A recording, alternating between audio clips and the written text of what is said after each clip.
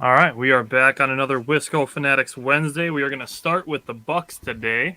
Um, so we got Bucks, we got some Packers offensive line targets, and we are going to talk about Matt Araiza as requested by several people. And then we are going to do the Brewers. So we're going to start with the Bucks. We're going to run through the Bucks, Celtics, and Cavs, and the Pistons games. And right before we start, I just want to mention I did already mention that we're doing Packers offensive line targets. Next Thursday, a week from tomorrow, will be our live show at the Keel Parker Johns. So if you want to come and see, we're just going to be doing a live draft show. So we'll probably go through some of the guys that we've talked about. We're going to do some mock drafts, and we're going to be hanging out at Keel Parker Johns, getting some good food. So if you're in the area, definitely come check us out and come hang out with us. But Jake, how you doing? I'm good, man. I'm ready. I'm ready for this playoff series against the Bulls. Um, Been talking all year, man. I wasn't afraid of the Nets in the first round because that's what it looked like it was lining up to do. But my second option was the Bulls. We get 4 warm-up games, in my opinion. Yeah, it's going to be interesting to see when we get to that Yeah. how that actually looks, because looking at the stat, it'll be interesting. We'll get to it. But let's start with the Bucks and Celtics game. Let's start with that one. Let's talk about that one first. Yeah. So Bucks and Celtics, that was actually a really, really entertaining game. Marcus Smart, and he was already a guy that was a good player, but I feel like he's improved a lot this year as a leader and as a shooter, man. He made 7 threes against us. That was a third of Boston's threes. They made 21 threes. And I know you've hit on it a couple of times, even just this year where you talked about how teams have to have record-setting games or hit, 18 to 20 threes to hang with us. That's how good we are. Imagine if they weren't hitting those threes. We're going to start blowing some people out. But yeah, they shot the ball very well, 21 to 50, so they shot over 40% on the three-point line. But our big three showed up. I mean, even Brooke and Bobby showed up in this game. But Chris, Drew, Giannis, they all did their job. That's exactly what the playoffs is going to look like. So when I was debating Bucks versus Bulls with people, because I know a couple Bulls fans out there in my stores that I work with, I was like, my buddy, I don't know if you watch my show, but my buddy Tyler says that they have no answer for Giannis. So if you want to know what the playoffs is going to look like, it's going to look like Giannis, Giannis, Giannis, Chris and Giannis, Drew and Giannis. That is exactly what the playoffs are going to look like. If this is the basket, Yeah. all of their scoring is going to be done right here. Yep. They can all get to the paint whenever they want off the dribble. Yep. We run sets for them to catch the ball near the rim. I mean, that's just the name of the game. If you can't stop Giannis, then you let Drew and Chris do their thing and get comfortable. Here you are. Dan, I see you in the comments. You better be at Keel Parker Johns next Thursday. Yeah, bruh. All Oh, right. jeez. So looking at this Bucks and Celtics game, it was really interesting the way this game started off.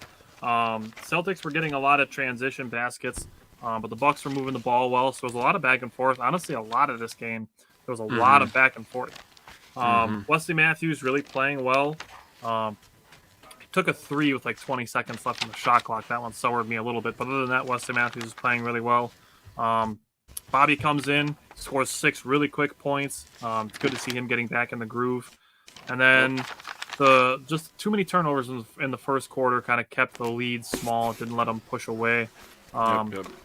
And then, Middleton just jumps an inbounds pass and gets a steal and an easy bucket. So Yeah, that was sick. that's Remind me stuff of like that. Dova. Stuff like that. If you can do that and steal possessions, that's a big deal. So like we were going to talk about with the Bulls, the Bucks are doing really well in the paint, and the Celtics were hitting threes. In my opinion, the question comes up is what are the Bucks going to do to stop other teams from getting wide open threes? What they were doing in this game that was giving Boston so many open looks is they were going under screens. So that's going to be something when the Bucks turn up their defensive intensity, which they will do in the playoffs every game, Yes. and not just in the fourth quarters or the third quarters when they're down, Yep. is they're going to go over those screens. Yep. And that's going to be all day, every day in the playoffs. It's not only going to be when they're down or when the fourth quarter rolls around. They're going to do that to start, and it's going to be playoff intensity throughout the entire game. Giannis is doing a really good job driving hard to the rim and then finishing soft. So Giannis uses his body, uses his strength, and then he just puts that little finger roll and he just sets the ball right in the basket. And then Drew Holiday to Brooke Lopez right before the half. They get the alley-oop. Brooke goes up and gets it. Just a really well executed play right before the half. Then you get to the second half, and Marcus Smart is playing like Jason Tatum, just Yeah. making everything. And then he's one of the best defensive players in the NBA. He is. He's But a vocal leader. yes, the Bucks did end this game on a 9-0 run. So third and fourth quarter, yes, James, you're correct. No Tatum, no Horford. The fourth quarter was third and fourth quarter, really a lot more back and forth, back and forth. Marcus Smart is not going to win Defensive Player of the Year. He's probably going to finish third, if I had to guess. It's going to be Giannis, Mikal Bridges, and then Marcus Smart and Rudy Gobert probably fourth. Yep. Okay. So looking at this game, Bucks won 19-9 on fast break points, 14-5 on second chance points, 58-34 on points in the paint. That's massive. So, James, I know not having Robert Williams is a big deal. Also, he's one of your best interior defenders, but even still, I mean, Giannis 29, 11, 5, and 2 steals. Chris Middleton 22 points, 8 rebounds, 9 assists, 2 steals. Drew Holiday 29 points, 8 rebounds, 8 assists, and 3 steals. Now I put all these out here. My stat of the week last week. The big three, those big three became the first trio since steals became an officially tracked stat to have 20-plus points, 8-plus rebounds, 5-plus assists, and 2-plus steals in the same game. That's nuts, dude. That's how good this big three is, man. That's a big three. So that, and then you add Brook Lopez's 15-7, Bobby Portis's 17-7, and he was 3 for 4 on threes. Daniel Tice will not go 3 for 3 on threes very often, so you live with that. You let him shoot. Yep. And, other than that, 15-21 on free throws isn't great. 6 missed free throws is whatever. The 11 turnovers, that's not bad. I can live with that. And they only allowed 8 offensive rebounds. So for fundamental failures, 6 missed free throws, 11 points off turnovers, and 5 second chance points is 22. That's really low. I know. It's cold down here, and I got cinder block walls, and stuff does not like to stick. I got cinder block walls, too. That's why I can't stick anything in the walls either. I know. One of these days, I'm just going to move all my furniture around and then just drill a bunch of holes in the wall. Yes, Josh did bring this up. This was before Friday's game. They waived DeAndre Bembry, who is out of the season with his torn ACL. I think he had ACL and MCL, but they cleared a roster spot and they signed Rajon Tucker from the Wisconsin Herd. He actually ended up getting a lot of playing time on Sunday. So we'll get to that, but let's talk about the Bucks and Pistons game first. First of all, Giannis was dunking on everybody. I don't know how the hell on a night of back-to-back, and then you go on the road, and you played a really tough game against the Celtics team. It was a pretty good Celtics team. I mean, they're the 2 seed for a reason. And you just got those hops. The guy's athleticism is unmatched in this NBA, and you're in a league full where athleticism is on full display every night, and we have the guy who's the most athletic. Sorry that if you don't like that, I'm sorry, but he's 7 feet tall and he moves like a guard. Handles like a guard. He's amazing. He had 30, 13, and 8. The Pistons, I want to say about the Pistons, they kind of remind me of the Lions a little bit in the way where they're bad, they're young, and you can tell that they're improving. Towards the end of the season, the Pistons really started playing some decent basketball. They were hanging in games with teams. I know they got absolutely demolished in this game, 131-101. So, I mean, you're going against the defending champs, though. This is the best team in the league. That rise of the Pistons, it coincides with Cade Cunningham. Yeah, and Cade Cunningham has been playing some good basketball. He's going to be a pretty good player, I think.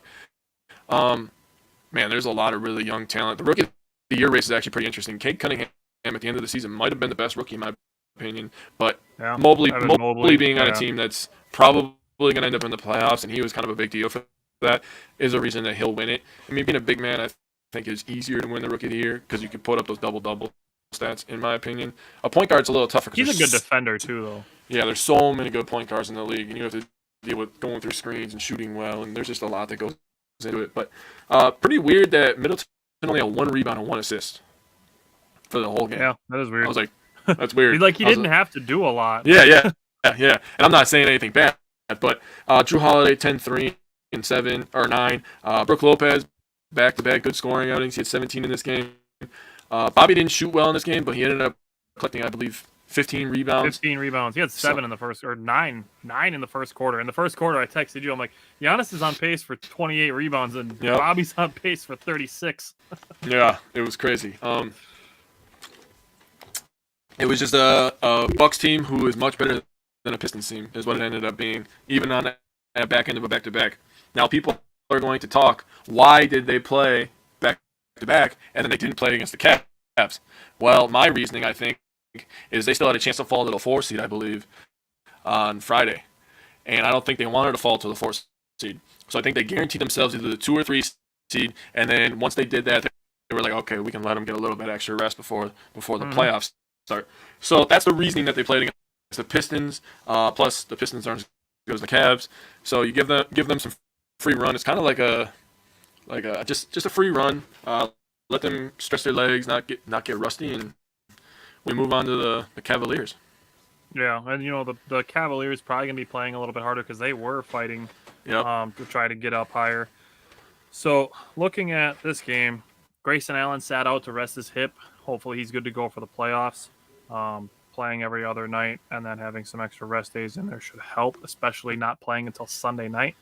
Yeah. Looking at this game, ball was moving quickly. This is what I want to see when we get to the playoffs. I want to see the ball moving quickly like it did at the beginning of this game, off the dribble and off the pass. Everywhere the ball was going, where everybody was going, the ball was moving quickly. Yeah. No back to the basket dribbling, because that's where the Bucks get into trouble. That's where they turn the ball over, is when they're dribbling too much. They spend too much time dribbling. Somebody comes and picks their pocket. You dribble with a purpose or you pass. Whatever you're doing, do it quickly. Keep the ball moving. The Bucks are really successful when that ball is moving. 30-8 after the first quarter, and after seeing so many people complain on Thursday night about Budenholzer's system that allows teams to shoot three-pointers, crickets after the first game, or after the first quarter of that Pistons game. The Pistons started 0 for 14 on threes. Yikes. Not a secret that the Bucks won both of these games, but you can win these games. I will die on this hill that it's better to let an opponent make 5 threes out of 10 shots than it is to let them make 8 dunks out of 10 shots. And that's if an opponent shoots 50% on threes. You're giving up 16 points versus 15. Well, it's easy math. If you also take into consideration that if your teams are just getting dunks and getting in the lane, they're in a better rhythm. So you're probably turning the ball over, for one, or you're taking bad shots. Or you're not getting back on defense. Or you're not, like that's what I'm saying with bad shots. Say you take a bad shot. Yeah, or you're giving up offensive rebounds. I mean, it could be any of those things. I mean, if you want examples of this, you could watch the 2022 Los Angeles Lakers, because they were horrible on every aspect. I'm sorry, Isaac, but they were bad. I watched a lot of Lakers games. They were on ESPN a lot. They were on TNT a lot. The Knicks, the same thing. You could watch the Knicks games. They gave up a lot of big runs. It's bad basketball. The other thing, too, is when you're giving up layups and dunks, the ball's going through the basket for the team. That just builds their confidence and their momentum, too. True. So, making threes is fun, but, a team, the NBA average is probably somewhere around 35%. So 35 out of 100 threes, that's 135 points. Guarantee you the average on dunks and layups is probably around that 70% mark, which is going to give you about 140-ish points if it's not higher than 70% versus 135. Facts. I mean, simple math. That's what I got. Okay. So Bucks got a little bit sloppy in the first 5 minutes of the second quarter. Some turnovers let Detroit go on a little bit of a run to cut the lead down to 8. Rodney Magruder started making threes. But they weren't boxing out, and they were committing turnovers. Those two things let the Pistons back in. But they tightened up the next 4 minutes, got back to doing what they were doing in the first quarter. The lead back up to 18 at halftime.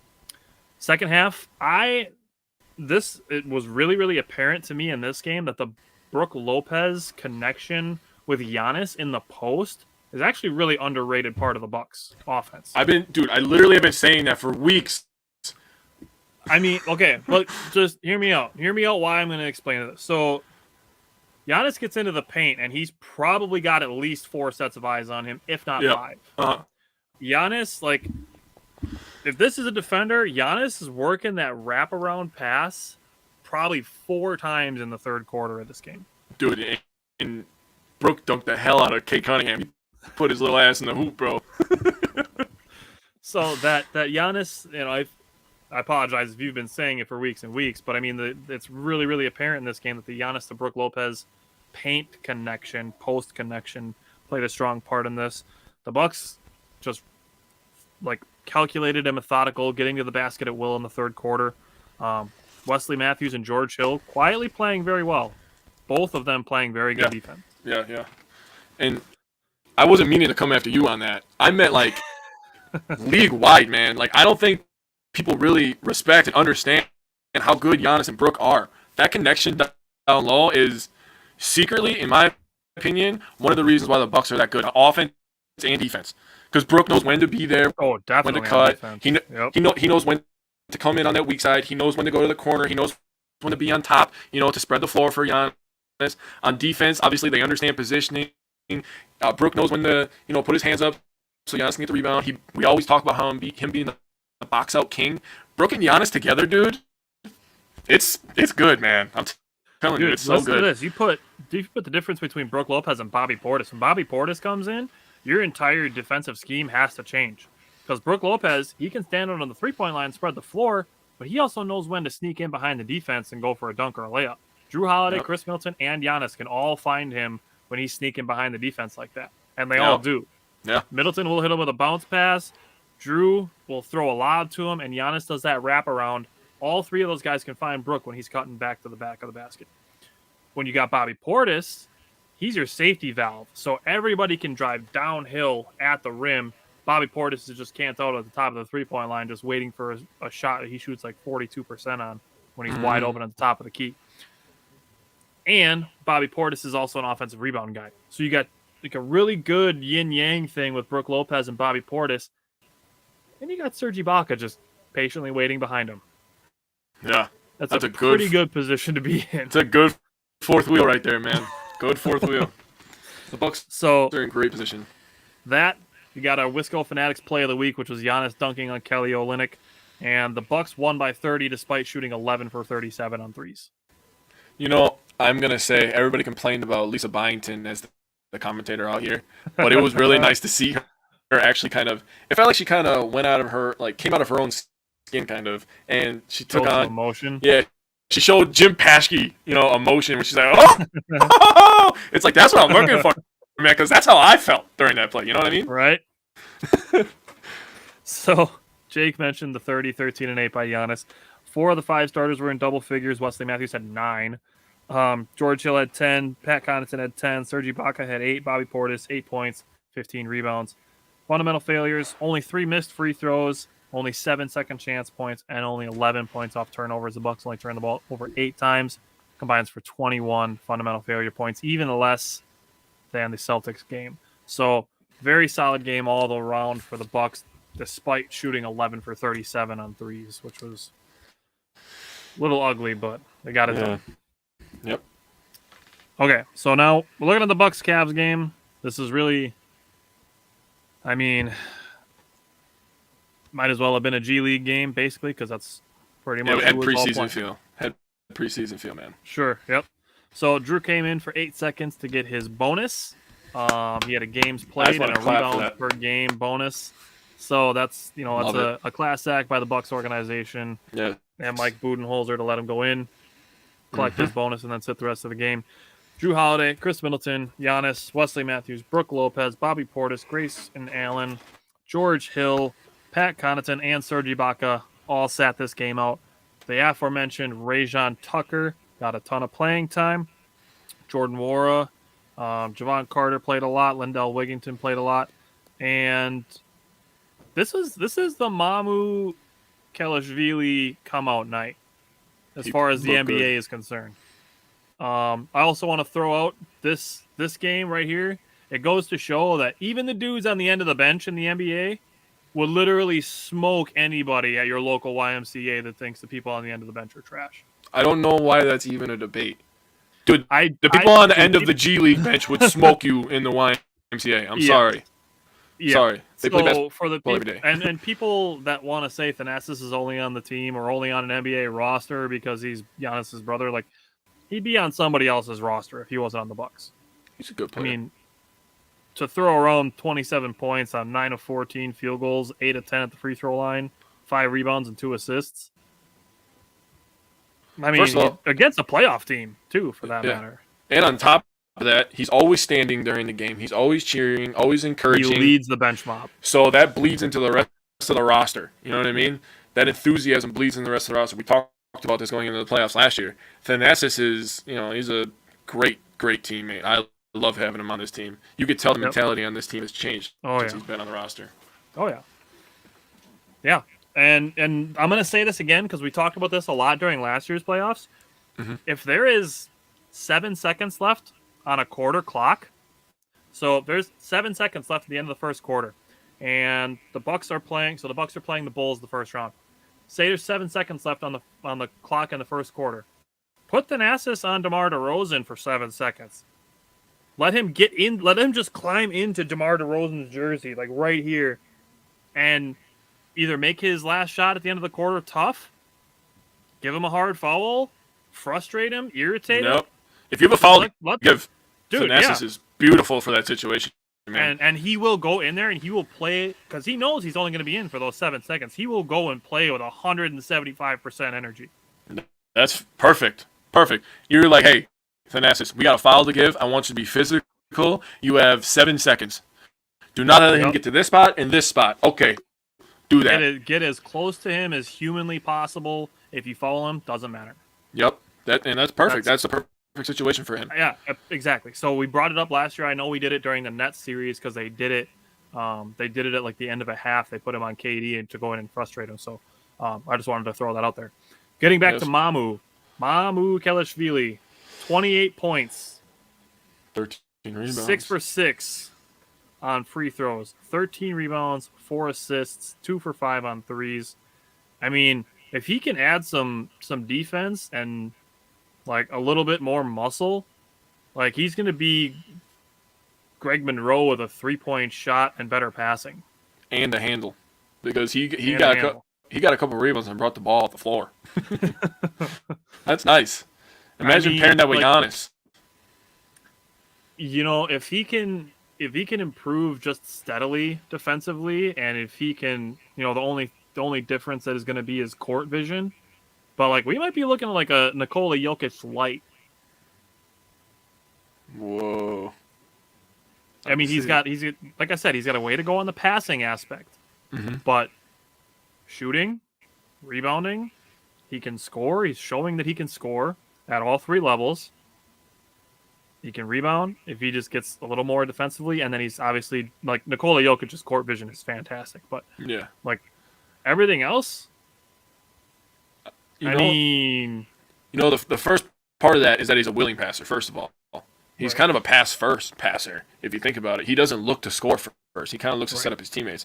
So in that aspect, he is like Jokic, where he looks to pass and set up his teammates and make everybody better. But if he, in my opinion, because he's limited athletically, so he's never going to just out-athletic people, kind of like Giannis does.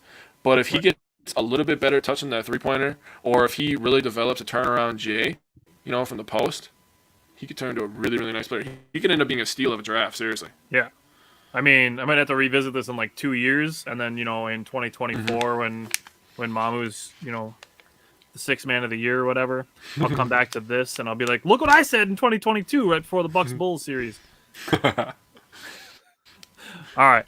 So, rest of this game, Jordan Nwora, 24 points, 10 rebounds, 4 assists. Javon Carter had kind of a rough game, 1 for 11, but he added 6 rebounds, 5 assists. Lindell Wigington, 18 and 8. And then Rajon Tucker, fresh off the Wisconsin Herd, playing for the Milwaukee Bucks. 15 points, 3 for 3 at the 3-point line, 4 rebounds, 4 assists, and 2 steals. I'll take that. Tucker's been in the league a couple times. He was on the Herd, and he got picked up by the Jazz. I believe this is 2019 or 2020. And then he was on the 76ers, actually. I went to the 76ers game last year with my stepson and my girlfriend. That was their first ever Bucks game, and he was actually on the Sixers roster at that time. And then the Herd picked him back up, and now he made it onto the Bucks. So this is a guy that's played NBA minutes before. I think they signed him to a multi-year deal too, so he'll be on the team next season.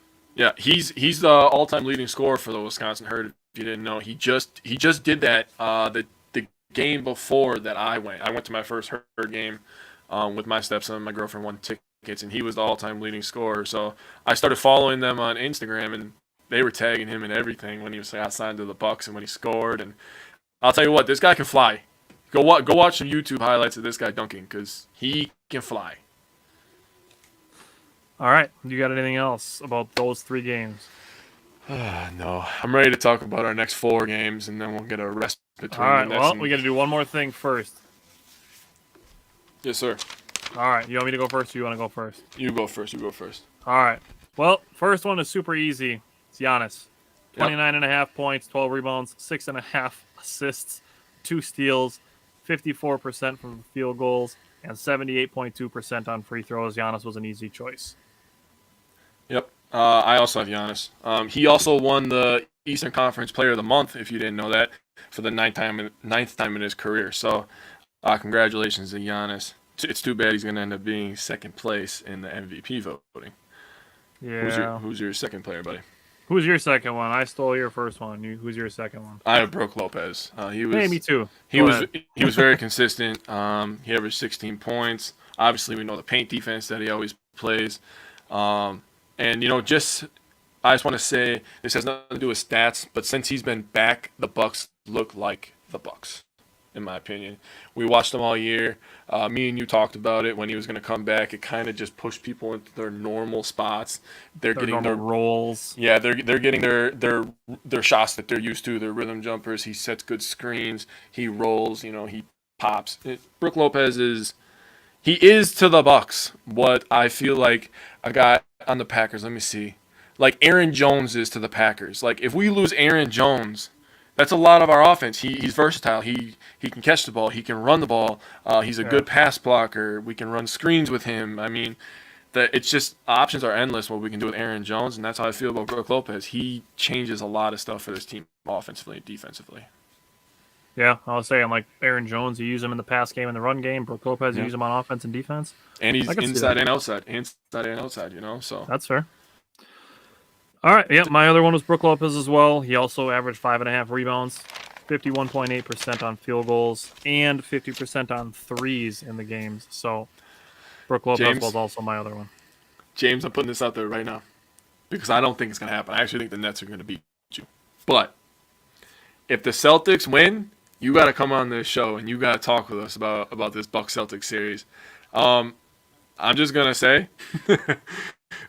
if you beat the Nets, which I don't see happening, your reward is the defending champion. So congratulations on that. I thought, like, whatever happens in that series, I don't care who wins. Just go 7 games. Yep, just go 7 games.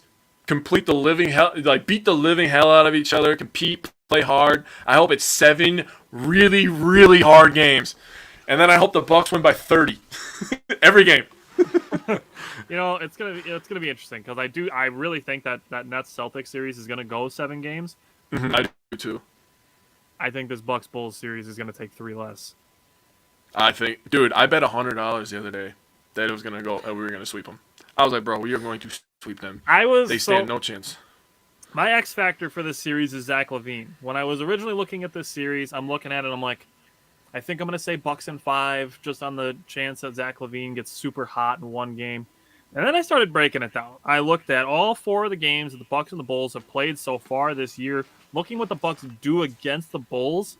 Mm-hmm. And what I said before this season even started and when the Bulls were up in the first place because they were just beating bad teams and not beating good teams, I'm going to say again what I said then. Jake has echoed my sentiment.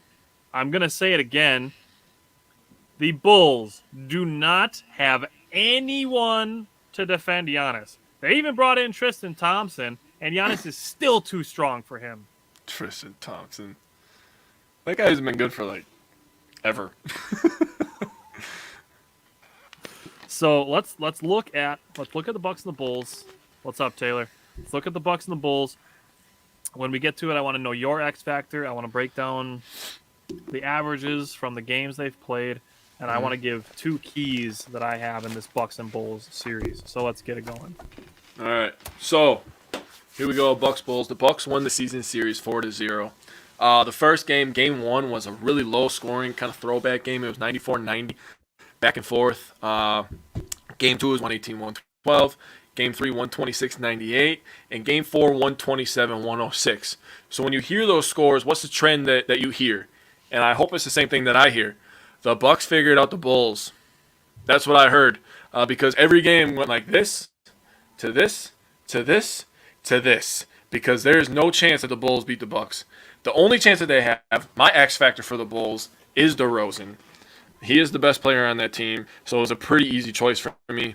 Last game when we were, can't wait for the series. Me either, my man. This last game, DeRozan actually dropped 40, and Tyler, said it after the last game that he texted me and he said that DeRozan's going to drop 50 and still get an L, and that's exactly how I felt too. I was like, he's probably going to drop 50, but he's going to get a loss. And Bulls fans were like, "Oh yeah, he dropped 50 on you." I'm like, oh, "Okay." They're still saying that. Lost, bro. They're still saying that about 40. They're like, "Oh, you dropped 40 on you." Oh, okay, congratulations. Yeah, you got a lot of garbage time. Lost. So, what I did is I broke down Giannis, Chris, and Drew. I wrote down all their games, all their field goals, their 3-point field goals, rebounds, assists, and then I did their averages. So Giannis this year against the Bulls, he did what he does against everybody. 27 points, 13.5 rebounds, 5 assists. He shot 56% on twos and only 22% on threes. He was 2 of 9. Chris Middleton, he averaged 19 points, almost 7 rebounds, and 6 assists. He didn't shoot threes very well against them, but he only shot 29%. But he shot 49% from the field. So the first game, that 94-90 game, he was 6 of 15. So I think that brought down his average a little bit, but he improved the next 2 games, 22, 6, and 7 in game 2. He didn't play the third game. And then the fourth game, 19, 4, and 5. He was a good player. That's what Chris does. Drew Holiday. Now, let me tell you, Drew Holiday, he loves playing against the Bulls. He played real well. He shot well. He played good defense. He did everything. He shot behind the backboard against them. That was his last one. He averaged 21 points, 4.6 rebounds, 8.3 assists. He shot 55% from the field and 43% behind the three-point line. Drew Holiday likes playing against the Bulls. And my X factor, actually, for against the Bulls, yes, Giannis is going to do what Giannis does. My X factor is Drew Holiday. Because it just seems like this year, and I'm not taking anything away from Chris because Chris can still do that. We saw that in the playoffs. But it seems like this year, whenever the Bucks need a 3, Drew Holiday dribbles the ball up, gets a screen from Giannis, and does the step back. Dude, that step back is so nasty. It is so smooth, baby. Oh, my goodness. And you said it last week, and I'm going to say it every week until it happens now. He needs to put a patent on that damn step back, dude, because that is freaking filthy. Drew Holiday, though, he's the X factor against the Bulls, and because the Bulls are thin at point guard, and Kobe White is really going into his first playoffs. Same thing with Levine and DeRozan. It's his first time in the playoffs as really the leader. I think that Drew Holiday is going to have a very big mismatch, and he's going to have some big games. So I agree with you, Taylor. I do remember that. I think that was 2015, if I'm not mistaken. The Bucks and the Bulls series, where the Bucks were the 8 seed and the Bulls were the 1 seed. That was 2015. Yeah, the Bucks stole a game, and then the Bulls won the last one by like 40. So 50. Was it? Okay. So we got a little opportunity for some revenge here. So what I did was Jake did the player stats for all the games. I went and did team stats. Mm-hmm. So team stats for the Bucks and the Bulls head-to-head series. The Bucks 50.1% on field goals. The Bulls 43.1%. Credit that how you want. Bulls bad shooting, which was part of it. Bucks good defense, also part of it. 3-point percentage. Now this is where a big disparity comes in. It's not big percentage-wise, but it was during some of the games. So the Bucks 40 for 120 on threes, 33.3%. The Bulls 39 for 130, 30%. Now this happened a few times in this series during the regular season where the Bucks weren't shooting well on threes, the Bulls weren't shooting well on threes. The Bulls kept shooting them. The Bucks decided to go work in the paint, Mm-hmm. and the Bucks won all 4 games. Mm-hmm. Free throw percentage, this is going to be one of my keys. One of my keys is going to be to keep Chicago off the free throw line because they shoot it well. So the Bucks 74.5% on free throws. The Bulls are a little over 80%, 80.3%. So one of my keys is keeping the Bulls off the free throw line. The Bucks shot way more free throws, but the Bucks also spend a lot more time in the paint, whereas Chicago spends a lot more time in the mid-range and perimeter thanks to DeRozan and Levine. Assists per game, the Bucks 24.5, the Bulls 22.3. So the Bucks spreading the ball around a little bit better. The Bulls playing a little bit more isolation. Mm-hmm. Rebounds, this is a big disparity in some of the games, especially the third one on March 22nd, the 126-98 win. The Bucks out-rebounded the Bulls 53-33. So for the whole 4 series, the whole 4 games, the Bucks averaged 50.8 rebounds, the Bulls averaged 41. There's the difference right there. Oh, That's also I got the a better reason. one for you. Oh, I got I'm a ready. better one for you. I'm ready. Okay. Steals, the Bucks average 5, the Bulls average 6. Blocks, Bucks average 5.5. Bulls average 3. The Bulls' interior defense is in for a long series. Well, when you think about it, right? Who do they really have as a big man? I know they just brought in Tristan Thompson. They have It's Vucevic. Tristan Thompson, it's Vucevic, and it's probably Derek Jones Jr. Derek Jones Jr. Okay, so And when you think about that, maybe Patrick Williams are any of those guys good enough to stop Giannis? No. or Brook Lopez or Bobby Portis. And then I was gonna say you go to the next game. Brook Lopez drops 28, and the reason he does that is because Vucevic has to worry about a Greek freak running at him who could dunk on him, and then Giannis just jump down, dump down, dump down, dump down. And It's then too easy. Vucevic on the other end was 3 for 19 in that game. He was pressing, man. He's getting his ass whooped on his home court. We smacked the hell out of him, bro. So, last thing, turnovers, the Bucks average 12.3, the Bulls average 10.3. Again, when you're not spreading the ball around as much, you're playing a lot more isolation. You're just shooting more contested shots than you are trying to pass the ball around. So, all right. Here's some good stuff. This is good stuff. These are my favorite 3 things. Well, I shouldn't say my favorite 3 because the points off turnovers isn't a huge disparity. Bulls average 13.5 points off turnovers. The Buck average 11.8 points off turnovers. So, not a huge disparity there. Second chance points. This is my second favorite one. The Bulls average only 8.3 second chance points in those 4 games. Oh, The God. Bucks averaged 14.5. Whoa. That makes up for the free throws right there. Here's my favorite thing. This is my favorite thing. My last key is points in the paint. This is disgusting. The Bucks averaged 51.5 points in the paint. The Bulls averaged 35.5. Jesus. 16 point disparity in points in the paint between the Bucks and the Bulls. Jesus. 16. Jesus. Keep shooting your mid ranges, DeMar. The Bucks are just gonna dunk and lay up their way to a sweep. Yeah, I mean, if you watch these games and you're actually a fan, I don't care if you're Bucks, if you're Bulls, you know that the Bucks are a better team. Even when I was talking and I made the bet with the Bulls fan, he was like, the Bulls are probably going to steal one. And if they're going to steal one, it's going to be game 1 because the Bucks will be a little bit rusty. Once the Bucks get into the rhythm of the playoffs, they're going to come into your house and they're going to spank the hell out of you in front of all of Chicago. That's basically what happened in the Miami series last year. Yep. Miami almost stole it. It went into overtime, and Middleton hit the game winner. Miami was shooting really well at the three-point line that game. That's what Chicago is going to need. And in my opinion, Zach LaVine is the only player on that team that concerns me behind the three-point line. Kobe White is improved. I DeRozan think he's overrated. I thought Kobe White was overrated. Oh, he is. DeRozan only shoots corner threes because he's a mid-range guy. Caruso is streaky.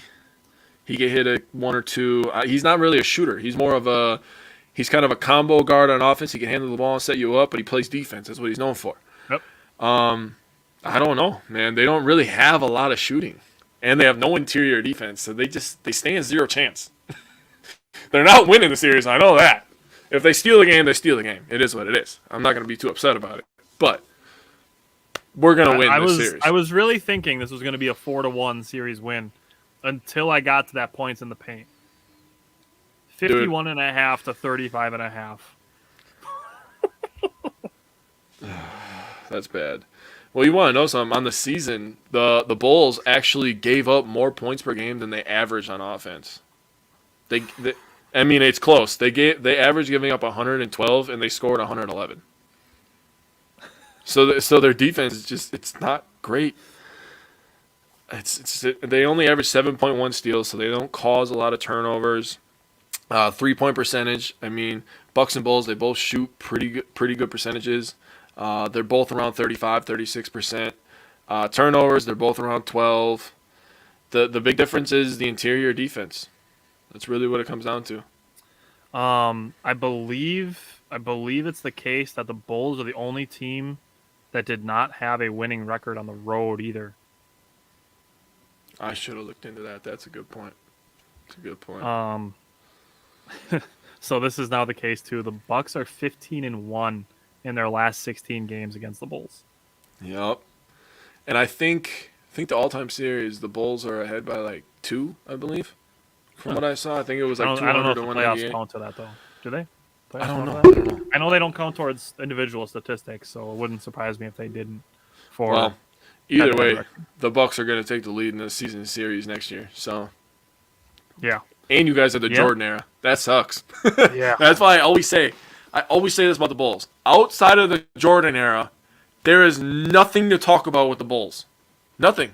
They had a couple good years with Derrick Rose. Outside of that, they were terrible. They were terrible leading up to Derrick Rose. They were terrible after. They were pretty good this year. They're average, in my opinion. I still believe them to be a below-average team. But I've been on the pretender train for the Bulls the entire season because they literally did not ever beat a good team. Yeah, agreed. I just All don't right. see it. Well, my mindset is already on either the Celtics or the Nets. Personally, it's on the Nets. I think the Nets are going to win that series. I think it'll be good because the Nets don't play a lot of defense. And the they're Celtics... not a deep team. They're not a deep team. Dude, KD and Kyrie are going to have to play like 40 minutes a game. They're probably going to play more than that, honestly. I'd put them around 45 if I had They are going to be exhausted.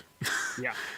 And Ben Simmons posted on his Instagram today, just looking at his shoes, like, "Oh, I'm coming back. Oh, okay, congratulations. I'm really scared of you not shooting a layup, you 6'10 pussy." Yeah, I'm saying that out loud.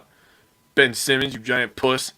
I'll say it to your face. I ain't scared. And now the thing is with that too, even if he comes back, what chemistry do you have with KD and Kyrie? And he's going to dribble the ball and you're going to take the ball out of Kyrie's hands? People are already complaining that Kyrie's taking the ball out of KD's hands.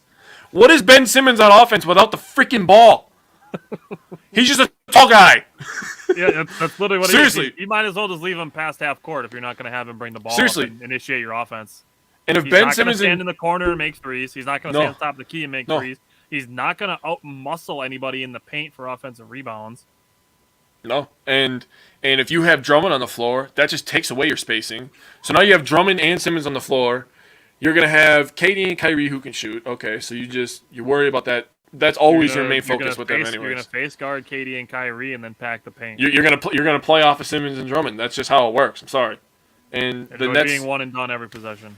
Yeah, exactly.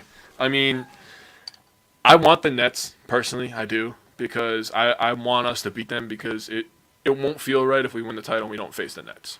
Is all I'm gonna say. If we win the title, I'll still be happy. I mean, I got the championship hat on today. It's back-to-back season, baby. So let's do this shit, man. I'm ready for the Nets. Celtics, sorry, James. I just don't see it happening.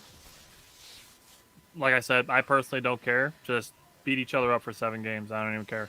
I don't even care who wins. Agreed. And I want to know what revenge game Taylor is referring to. I know we played them a couple years in a row. Remember Playoff Thon? That was back in those days, man. Playoff Thon. Oh my gosh. I mean, we had the gentleman's sweep on them in 2019, so. So I'm that good was on when, Boston. That was when Kyrie was there. Oh, yeah, I think he's talking about 2018, the year before that, I mean, maybe. Yeah, I mean, we got him on the gentleman's sweep in the second round in 2019, I think, so I'm good on the Boston series. Playoff Thon. Oh, playoff Dellavedova, dude. Dude, playoff Dellavedova. I'm just glad we don't have playoff Bledsoe on our team anymore. Oh, Jesus. That is a serious place of pain for me. Bro, somebody literally brought up this question. I believe it was on Twitter. And he asked if the Bucks in 2019 had Drew Holiday instead of Eric Bledsoe, would they have beat Toronto? I was like, yes, 1,000 times. Yes. I think we could have won if Drew Because Bledsoe had Kyle his eyes Lowry closed. and Fred Van Vliet absolutely murdered Eric Bledsoe. Yeah. And Bledsoe was the kind of guy, and thank you for your time here in Milwaukee. But, he was that kind of guy. If he got scored on once or twice, it was kind of like he started going in his shell, and he was like, don't show me on TV. And, as the third option on the Bucks, only averaging 11.1 points a game. And he was never a shooter. Yeah, there is literally a reason we won the title, because our third scorer can do a step-back jumper, and it's filthy nasty. And he can actually, out-muscle people when he's taller. Yeah, true. Lots of reasons. Lots and lots of reasons. Yeah, showing we can beat the Nets without Durant's toe on the line. Don't give me that shit, because that's a cop-out. Like, I'm so sick of that. You can do that with every single title that's ever been won. You can go back and say, if this, and this wouldn't have happened, that, and that wouldn't have happened, then this team wouldn't have won. It's over. It's done. The Bucks won the title. Move on. Agreed. But, it is what it is. All this talk, and James Harden still isn't going to win a title, which makes me laugh, because I've said it for years that he's never going to win one, because he's a cancer to every team that he's been on. I mean, he is. And now Doc Rivers can't handle him. What's up, Simon? Yeah, true. Man, I love that he was on the top of Stephen A's most pressure list, by the way. Easily. Well, if you think about it, he's never going to be above Dwayne Wade on the all-time shooting guard list if he doesn't win a title. The fact that he has the same amount of MVPs as Kobe Bryant is kind of disrespectful, in my opinion. Think about that. They both have one MVP, and Kobe is looked at as a top 5 player all time, top 10. Probably top 10, yeah. I mean, some people have him as like number 2 or 3. So I don't think I'd have him that high. I'd probably have him in like the 5 to 8 range. Yeah. I mean, that's where I have him too. All right, so we're gonna throw this in here just real quick. Jake and I are gonna mention. We're just gonna mention really quick our bonus episode for this Friday. So Friday night, we're doing a bonus episode. Let us know if there's anything you want to throw this in here. Is Friday we're going to discuss rule changes. So we're going to go MLB, NFL, NBA. We're going to look at the rules, the rules that have been changed, rules that have been rumored to be changed, or rules that we would like to see changed. We're going to give 3 we like, 3 we don't like, and we're going to discuss those for each league. And then we're going to also discuss some unwritten rules of the game. So if there's any of those things that come to mind that you're thinking about in any of those leagues that you want us to talk about on Friday on the bonus episode, just let us know. And then again, I'm going to throw it out there again. Next Thursday, we're going to be doing our live show at the Kiel Parker Johns, doing some draft discussion. So if you can make it to Kiel, come and hang out with us. That said, we are going to start with tackle today. Now, we understand that offensive line isn't the sexiest position group to discuss, but it's important. It is the most important. Obviously, it's you need offensive line to pass and to run the ball. So, while it's not the sexiest position group to talk about, what Jake and I want to do is to put these names into your head and throw out some of the skill sets that they bring to the table. So when the Packers draft Trevor Penning at 28 instead of Treylon Burks or George Pickens or something like that at 28, that you won't freak out and be like, oh my God, they need wide receivers. Why didn't they draft one? 2 things. 1, the Packers need a starting right tackle. Badly. 2, this is a very deep wide receiver draft. A guy like George Pickens could conceivably fall to 53. If he doesn't, it's not the end of the world. It's really not. There are other wide receivers in this draft. One of my favorite wide receivers in this draft could easily be a second-round pick, and that's Alec Pierce.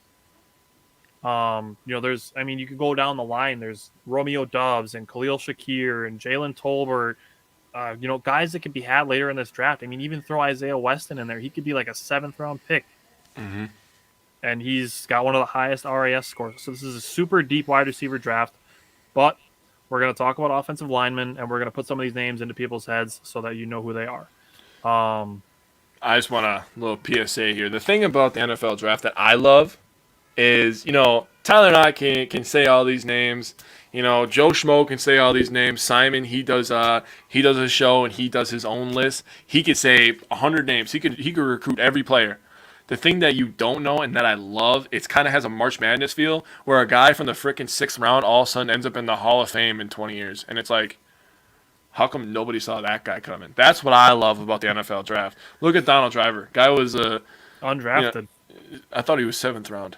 Was he? I thought it was undrafted. Anyways. Yeah, maybe. Whatever. Well, anyways, he was either undrafted or 7th round, and he came out of nowhere, and now he's the all-time leading yardage receiver for one of the greatest franchises in NFL history. Does it help having Brett Favre? Receptions too. Does it help having Brett Favre? Yeah, absolutely. And then going to Aaron Rodgers. But he put in the work, man. 7th rounder. See? I do it. Yes. All right. Bam. Let's go. Let's get into these tackles, man. Dude, I'm just going to say this before we start. There's some massive, massive human beings in this draft. Massive. Yeah, the two that I want most for the Packers, it's not my top 3, but the 2 that I think would be the best for the Packers are just gigantic human beings. But let's kick it off. I'll let you go first. Give me your number 1 tackle. All right, my number 1 tackle is the number 1 tackle. No, before we start this, we're not going to get every person, okay? But we had to recruit them, and look at where they were. And the first one, this guy is an athletic freak at 6'7", 350 pounds. His name is Evan Neal. This guy is a straight-up stud. And, I talked about guys being drafted in the 6th or 7th round, undrafted maybe, ain't making it in the Hall of Fame. This guy looks like he could be drafted 1st overall.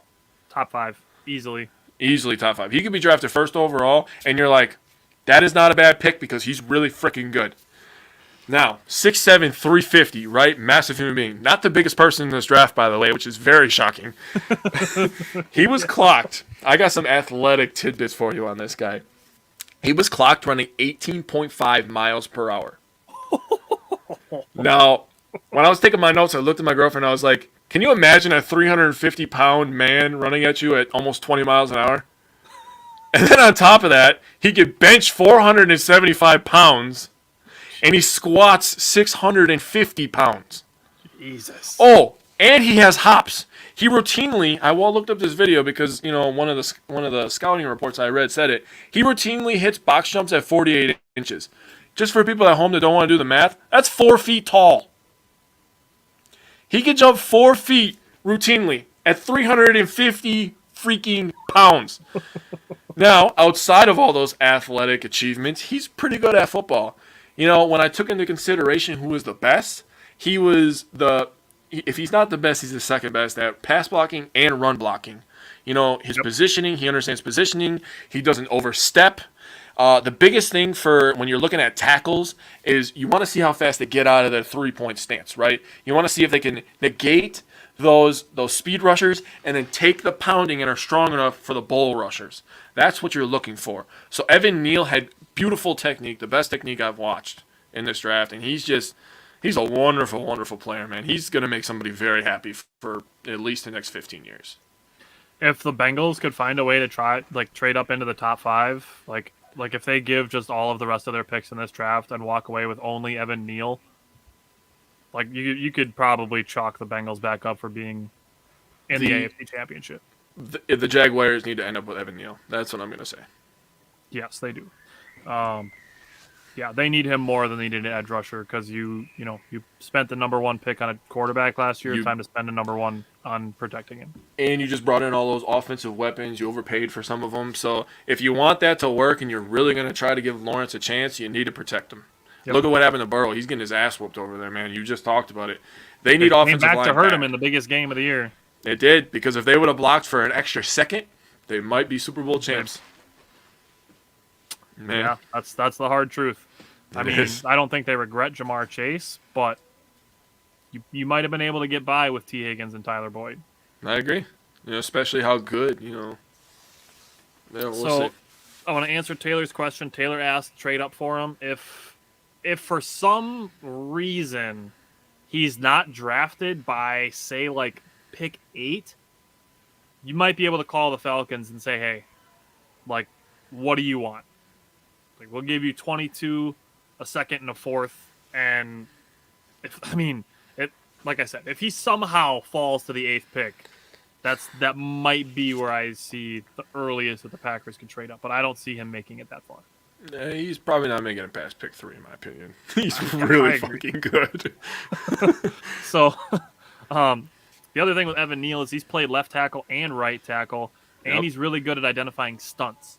So, when talking about stunts, that's when the defensive line and linebackers, they're going to have somebody block this way, and then they're going to have somebody else come around the other way to try to confuse your lineman and try to catch them off guard or off balance. Evan Neal is really good at identifying that, which is really important from the tackle position, because if you're playing left tackle, you got nobody on your left to help you. If you're playing right tackle, you got nobody on your right to help you. So if you got somebody coming around, you got to be able to know where that person's going to be. And Evan Neal is really good at identifying that. Left and right tackle. Number 2 for me, I have Ika Mekwonu. He's 6'4".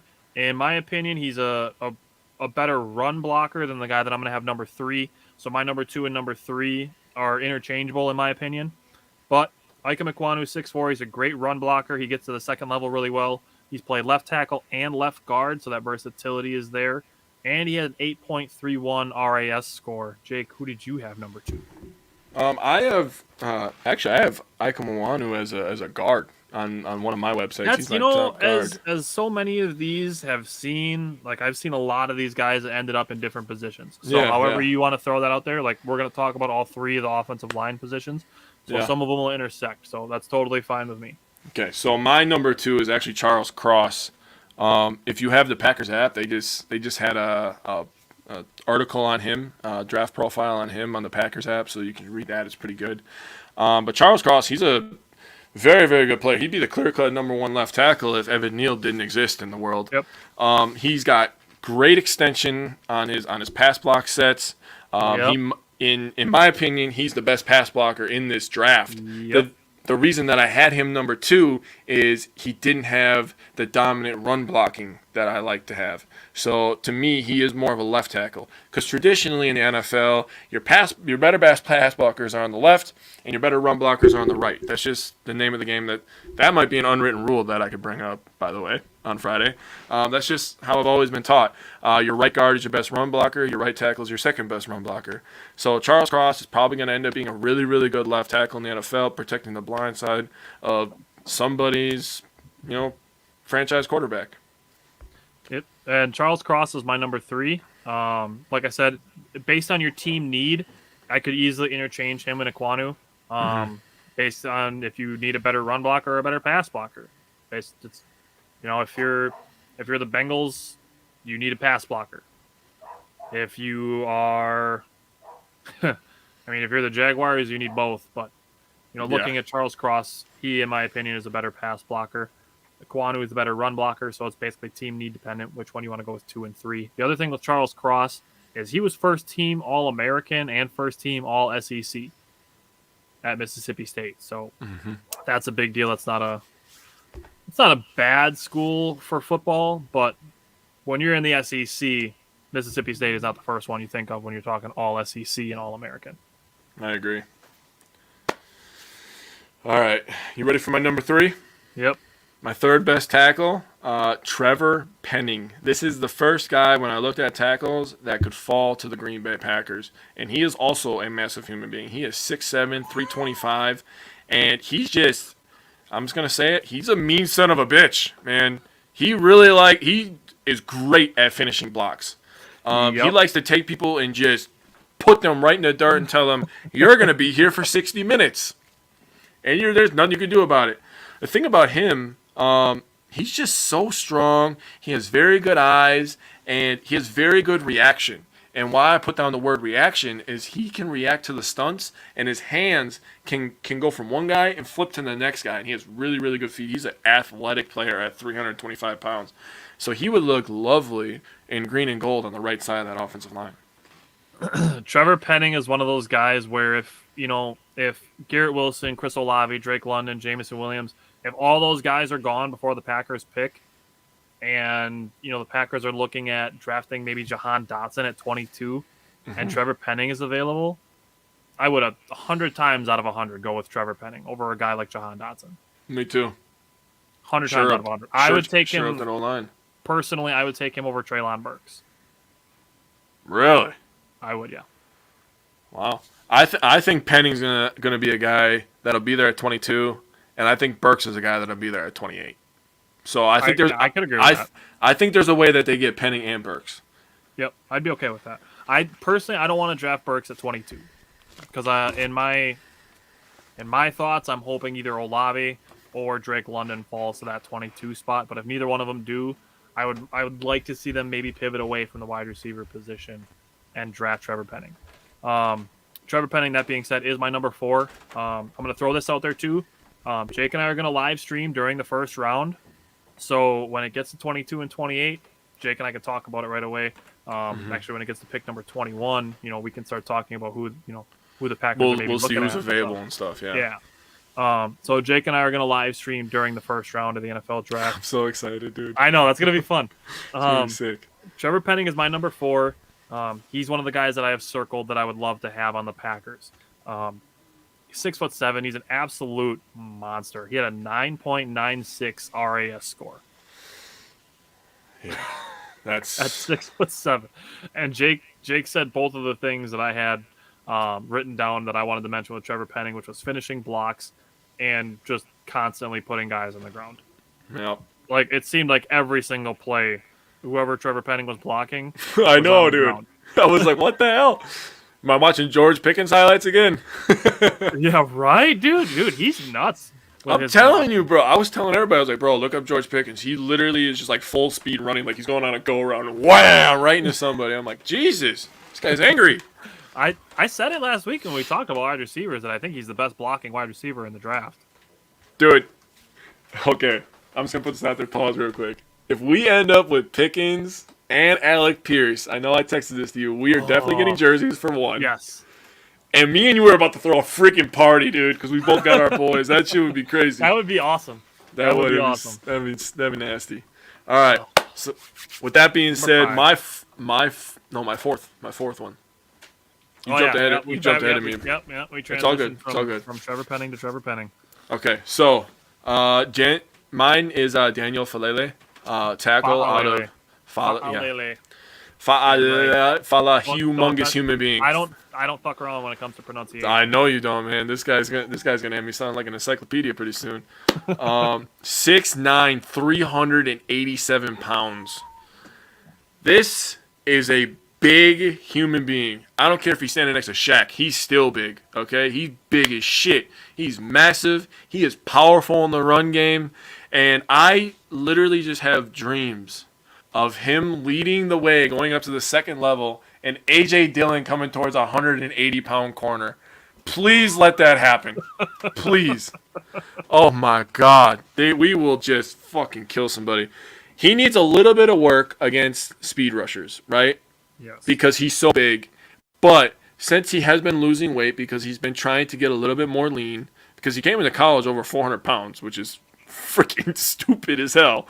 But he's down in the 380, 370 range. Holy shit, man. He's so big. I just keep thinking. I can't get it out of my head. It's snowing in Lambeau Field, and he's coming full steam at a safety, bro. And then you have just Andre the Giant. Oh, or imagine AJ or Aaron Jones behind him. He's so fast and shifty. Okay, you just lead the way, and I'm just gonna juke the other 7 people. Shorter. That's crazy, bro. And probably about 300 pounds lighter. Oh my God, that's crazy. But Daniel, he's huge. He's a good player. He's powerful as hell. And all I know is when it's negative 15 outside, I don't want that landing on me. Oh my God. Yeah. Or to try to get around him, like you're gonna need a bus pass to get around him. Oh, that was good. I didn't expect that. That was a good one. All right, number 5. I have another guy who's big. He's not quite as big as Daniel Fa'alele, but Bernard Raymond. He's 6'6". He's a good pass blocker. He actually started as a tight end, so he's got some of the tight end IQ, which helps him in the pass blocking game. It's actually one of the older players in the draft, which Mm-hmm. kind of plays into his IQ. Mm-hmm. He's very fluid. He's athletic enough to be a starter. Um, he's probably going to be like something in the late second round, but I have Bernard Raymond as my number 5. My number 5 is actually Bernard Raymond as well. Oh, yeah. He, you mentioned how he came in as a not a lineman. So he has great size, right? He worked his way up to the 290, 300-pound range. So for him to put on all that weight and still keep a lot of his athleticism is very, very impressive to me. So he's a guy that has the quickness and the foot speed to deal with speed rushers. And the only thing that I think he struggled with was, neutralizing the bull rush, which that is going to be a trend with a lot of my tackles for the rest of my list is dealing with the bull rush. That's a big thing coming into the NFL. But Raymond, he's a good guy. He's a guy that I think has the athleticism to get up to the second level very easily. So extend running plays. And he had a 3.8 GPA in college. So you know that he's a smart guy. So the NFL playbook should not be a problem for him to understand. Yep, that's a good point.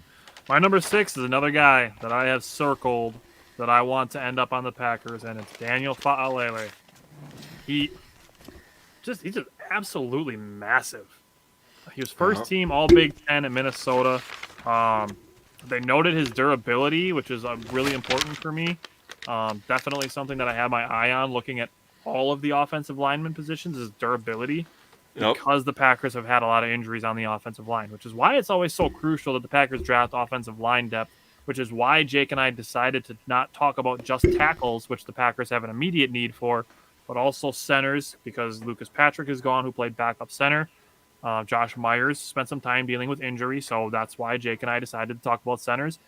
Yep. And we figured, hey, we're talking about tackles and centers. We might as well talk about guards, too, because we know the Packers are going to draft offensive line depth like they always do. Bro, 5th, 6th, 7th round. It's one of the reasons they always have a very solid offensive line. And now the Packers offensive line coach, Adam Stenavich, is now the offensive coordinator. So that trend is going to continue. And now with Stenavich being the offensive coordinator, he's probably going to have a little bit more say when it comes to draft day. Yeah, I would agree with that. So Daniel Fa'alele, my number 6, he's a great size and speed combo. He's fluid. The only thing that I have with him is he's got to be a little quicker laterally. Yep. So shuffling side to side, when you're dealing with guys that have a lot of speed, like Jake mentioned, that's where he's going to need to improve is his lateral quickness. Yep. All right. So I'm going to butcher this guy's name, or I'm going to ask my buddy who's really good. How do you say the Ohio State tackle's name? Nicholas Pettit-Frere. Okay, so I was going to say it correctly. I just didn't want to go on live and say it wrong again. So that's my number. That's my number 6. You go from a Samoan name to a French name. Yeah, that's just a lot for my mouth to do, man. He's 6'5", 315. He's probably a late first, early second round guy is how they're looking at him. He could play both tackle positions, and he has good feet. Yep. He has good feet. Yep. He can get out of his 3-point stance very quickly. The problem with him, though, is he's a little bit of a leaner, so he leans a little bit over his body, so that takes away some of his power.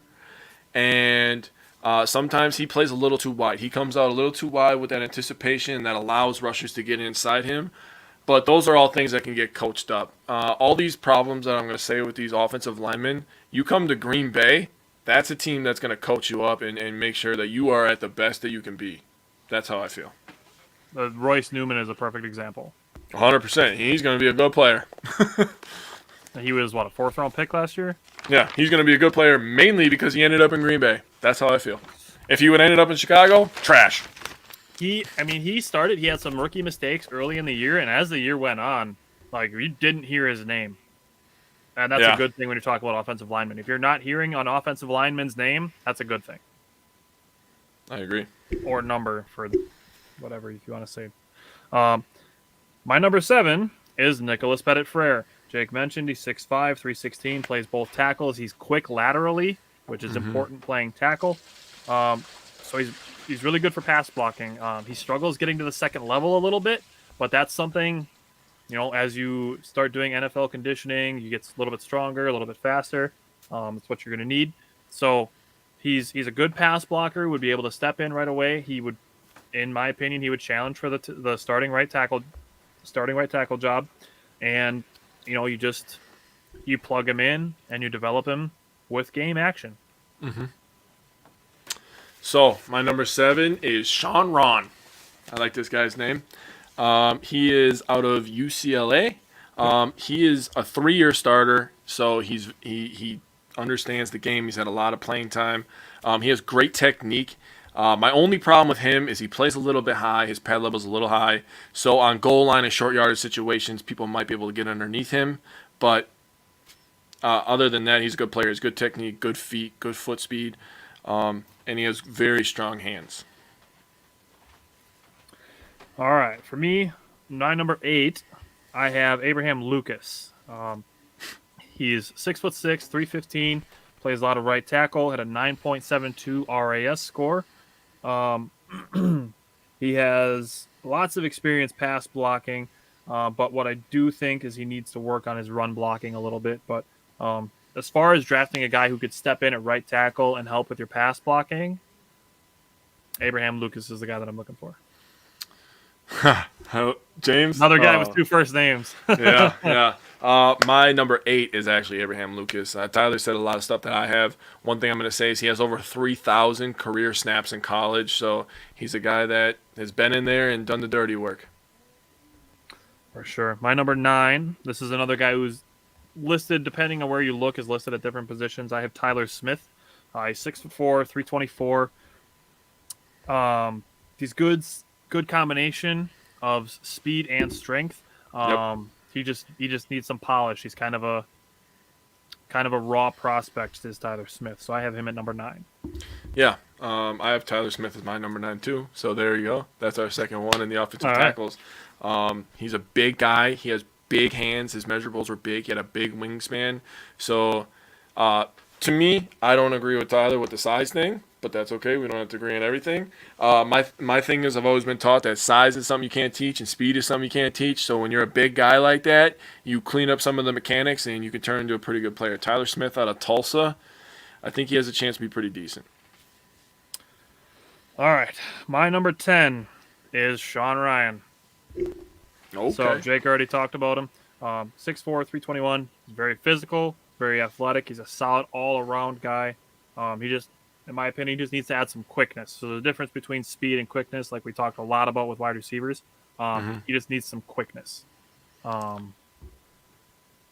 James is in here asking us Saints wide receivers questions in the middle of a discussion of offensive linemen. Who do you choose number 1? Joe Horn, Marquise Colston, or Michael Thomas? Well, Michael Thomas is clearly the best one. Yeah. In my opinion. I don't know if you feel the same way, but that's how I would agree. I mean, yeah. All right. Moving on. Okay, so my number 10. My number 10 is Kellen Diesch out of Arizona State.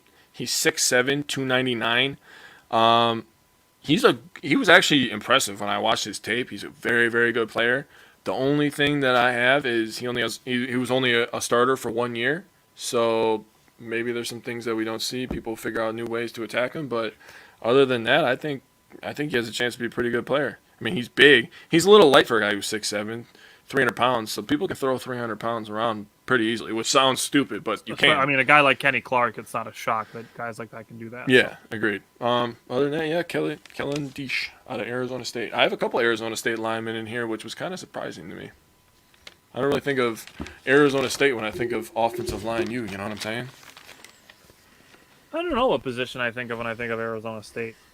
I always think, this is going to sound bad, I always think of women because they always come out with that poll of the women to man ratio, and Arizona State is always at the top. It's always like 4-1, like women to man ratio in Arizona State. So I'm like, when I see like basketball players and stuff go there, I'm like, yeah, they like chicks, bro. They're trying to get some chicks. You know, I am equally surprised and not surprised that you know that.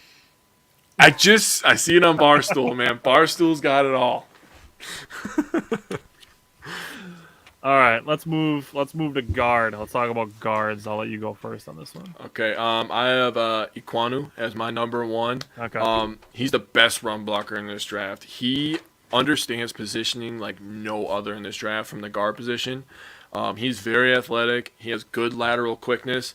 I actually seen him line up at tackle. So if that plays into yours, that's why I had him. Yep, that's right. he lined up at left guard, and right tackle. So he's a very, very good player. There's actually another player that lined up at both guard positions. He's my number 2. But the thing about Ekwonu that made him the best is he only has a 2.7% pressure rate. So that's pretty good. All right, my number 1 is Zion Johnson. He's a very solid all-around guard. He's good. He's got a good low center of gravity. He's only 6'3", but still 316 pounds. So he's got a good low center of gravity. He had a 9.55 RAS score, and he's good at getting to the second level. So he would be a good run-blocking guard, but he's still got the low center of gravity to be able to hold his ground in a pass rush. That's very good. So my number 2, and this is the guy that I actually want to be on the Packers because I think he's gonna be a Pro Bowler. That's how I feel about this guy. Kenyon Green out of Texas A&M. This guy is a stud. He's versatile. He played left tackle, left guard, and right tackle. He played all of them. He played every offensive line position except center. And the first thing that I noticed, he didn't get bull rushed not one damn time. His body is filled out. So when high school kids go to college, you usually see them, they're skinny, they need to get on a nutrition plan, and that's why they hire those strength and conditioning coaches at those big-time schools, right? This guy is filled out. He is a big, thick boy, and he is not afraid to throw around that 325 pounds. I'll tell you that right now. And wherever he lined up, whether it was at left tackle, left guard, or on the right side of the line, that is where Texas A&M was running the ball. Whether it was pulling him to the right side, pulling him to the left side. If he was at right tackle, they were doing a sweep to the outside on the right. Left tackle, sweep to the outside on the left. Wherever he was, that is where Texas A&M was running the ball. Point blank, simple. So I also have Kenyon Green, number 2. He's a great run blocker. Jake mentioned that he's really good at handling strength. The only thing that I saw was that he might struggle with some athletic a little bit faster defensive linemen. So that's a really nitpicky thing. But, I mean, it's something to kind of throw in, what these guys might need to work on because nobody's perfect coming into the NFL. No. Everybody's going to have things that they're going to be working on. So I have Kenyon Green, my number 2 as well. I agree with Scott. He is a beast, man. So my number 3 is Darren Kennard out of Kentucky. And Kentucky they're starting to put some football teams together. They are. Man. They really are. They I don't know what happened. They changed, coaches or whatever. But maybe they got a new athletic director. Yeah, they're starting to put some shit together, man. This guy he could be a guy that you draft in the second round. He could be a day 1 starter. Yep. Honestly, he has very high football IQ. He understands pad level, which if you watch football or you played football or you coach football or you've been around football, you understand that pad level for offensive, defensive linemen is one of the most important things. So him understanding that is amazing. He needs to be a little bit more consistent in his pass blocking. He came out a little soft in my opinion sometimes, but coaching could change that. He's agile. And he loves getting to the second level. That's my opinion because whenever I saw him see a linebacker, he was ready to put him on his ass. So I also have Darian Kennard at my number 3. I have him circled because I would love to see him end up on the Packers. Yep. He's 6'5", 345, long arms, big hands. He also has experience at right tackle. Yeah. So that is also worth noting. He's a good run blocker, like Jake said. He opens gaps well and finishes his blocks. So when I was watching him, what I was picturing is seeing him open up a gap and Aaron Jones coming out full speed or A.J. Dillon coming out with a full head of steam. True. Oh, man. You see A.J. Dillon coming at you without anybody between you and him? That's a scary place to be. If A.J. Dillon passes the line of scrimmage untouched, you're probably in trouble. It's going to be at least a 20-yard run. That's all I'm going to say. You ever watch X-Men and hear the Juggernaut? Like, once he starts his momentum, there's no stopping it. That's A.J. Dillon. Dude, we need to make that into a meme now. Just put him in a Packers I will jersey, find 28. it. I'll put A.J. Dillon and Juggernaut next to each other. I will do that. We need to do that. That's Challenge a good accepted. Idea. All right. Yes, Scott, he can play tackle as well. He has experience at right tackle. So having that experience at right guard, right tackle, the versatility. The Packers' offensive line, to me, is similar to the way that Craig Counsell likes his infield. Craig Counsell loves his utility guys, and the Packers love having guys that can play multiple offensive line positions. I can't wait to. Hey, talking about infield, I can't wait to talk about Willie Adames' catch last night, buddy. I love Willie Adames. That was sick. And then he was like kind of talking to the fans, like, no, not today. All right, let's get back on track here. Number 4, I have Jameer Saylor out of Georgia. He has very good hands, played in SEC. That's a football conference god. We know that. So when you show a guy going against those athletes at 6'4", 320 pounds, he's able to handle those speed rushers. He's able to get up to the second level. That's what we're looking for. He was graded on this website that I go on. It's called NFL Draft Buzz. He was graded as a 92% on pass blocking. So this guy knows how to pass block, and that's the name of the game. We got to protect number 12. Yep, I have Jamari Salyer as number 4 on my list as well. He's versatile. Another guy that's versatile. Jake and I are gonna keep discussing guys that can play multiple offensive line positions, because when injuries happen, that's where you need a guy that can step in. I do think we'll see, as far as versatility is concerned, I do think Yosh Nijman is going to get an opportunity to play that starting right tackle. I do too. But that takes away your depth at left tackle. So Elton Jenkins isn't going to be ready day one. So you're going to need guys that can play multiple positions. Lucas Patrick was one of those guys. He could play guard and he could play center. Elton Jenkins is one of those guys. He plays all 5. John Runyon plays both guard positions. It's going to be that the Packers are going to be looking for versatile offensive linemen. And Jamari Salyer is no exception to that. He handles really big defensive linemen very well, which is another thing, like Jake said, assists in the pass rushing game. So I have him at number 4 as well. All right, my number 5, his name is Cole Strange. He went to Chattanooga, Tennessee. He is a good player. He's a good athlete. He ran a 5-second 40 and 31 reps on the bench press. So pretty good combination of size and speed. The only problem I found with him is that sometimes he's late coming off the snap and he kind of lunges towards speed rushers, but that's something that could easily be fixed in the NFL.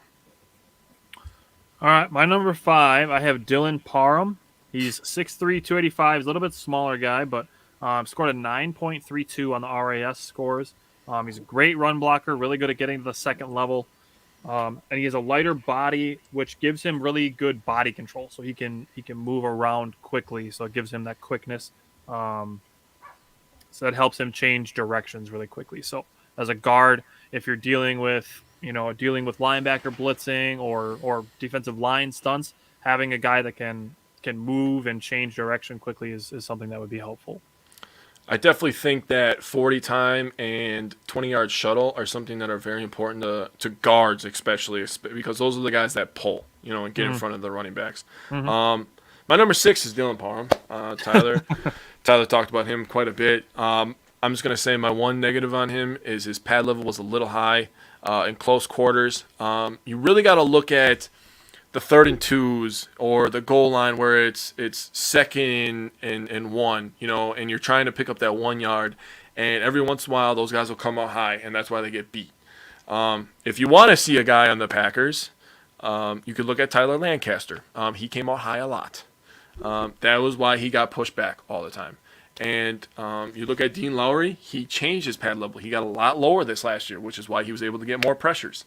So Dylan Parham changes, get a little bit lower on that pad level, sit a little bit. All your power comes from your hips, man.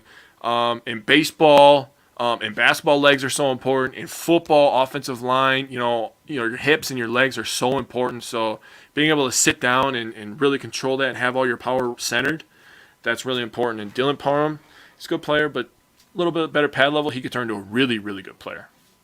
Yeah, so Scott said something that we want to echo. Kind of want the best player available by need. That's why Jake and I are talking about offensive linemen, because like we said this a little bit earlier, we want to put these names into people's heads so that if they're drafted over a guy that you've heard his name 20 times because he's a wide receiver and the Packers need wide receivers, that people aren't freaking out and being like, oh my God, we need wide receivers. Why did we draft an offensive lineman? It's still a need. You're going to need offensive linemen to protect your quarterback. It's not going to matter. Ask Joe Burrow if he wishes his team would have drafted an offensive lineman earlier in the draft last year. Yeah. So you offensive linemen are important. You don't hear their names. They don't rack up statistics, but you need them. And your ass.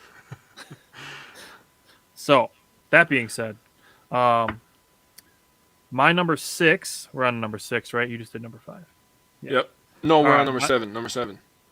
Dylan Parham is my number 6. Did I do number 6?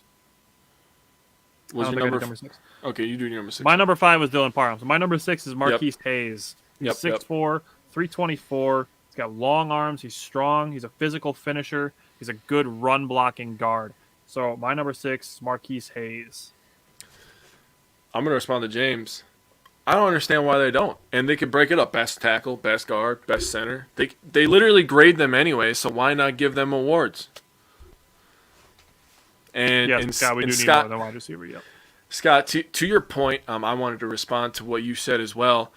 Taking best player available is always a good way to go. The Packers. There was just an article that I read today where they bet on athleticism. Last year they bet on athleticism with Eric Stokes. They bet on athleticism with Rashawn Gary, and those have both turned out good. You know. So what I want to throw this out there too is a lot of teams do things because they draft by tiers. So you're going to have this many players in tier 1.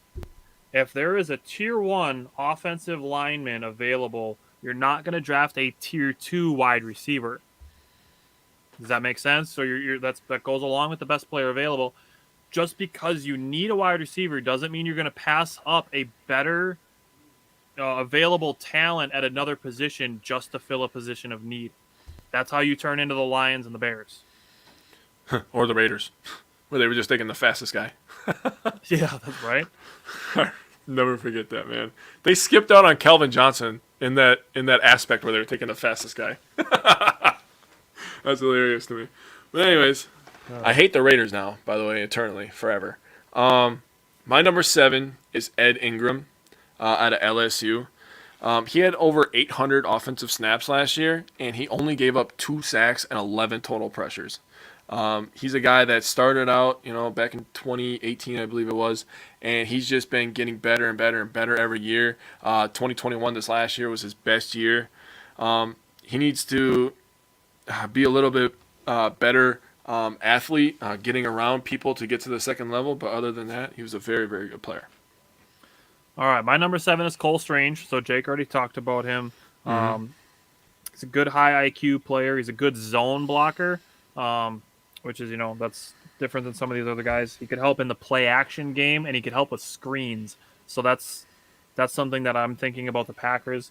I'm thinking about them setting up Aaron Jones in the screen game, having a guy like Cole Strange who could go and help and go block for those screen plays would be good, in my opinion. And he did actually take some snaps at center at the combine. So he's another guy who could potentially have some versatility to him. That is a good note right there that I did not have. So very good, man. Number 8, I have Marcus Hayes. I know Tyler already talked about him. Yep. The only problem I have with him, he's a very, very strong guy, and he's a good athlete for how big he is. I mean, 6'5", 324, that's a big old hefty boy, man. I mean, I'm 6'5", and I'm in the 270s, 280, so adding another 50 pounds on me, I'm just like, God damn, where the hell are you going? Where does it go? Where are you going to put all that, man? I'm already called chunky. But no, he's a good player.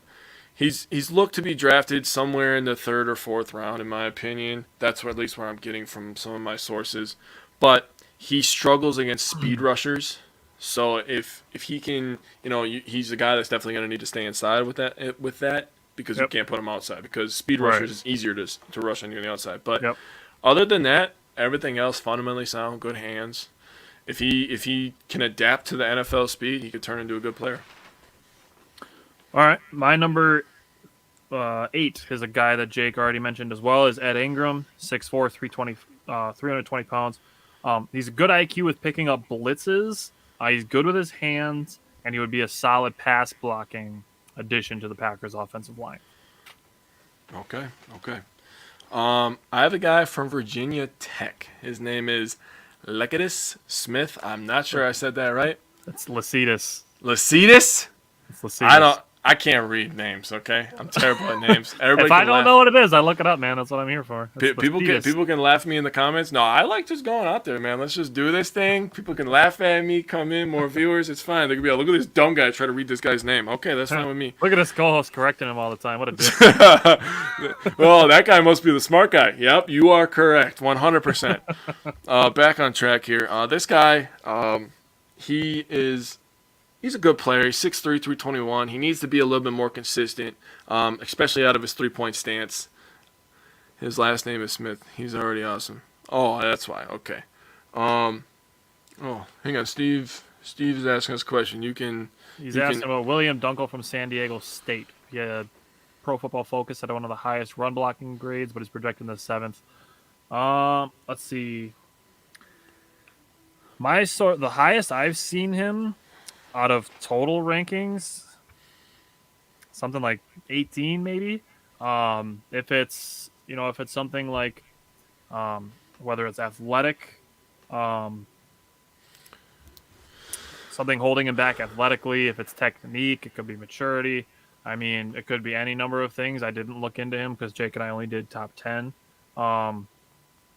And his RAS score is 516, so not a super high score on that.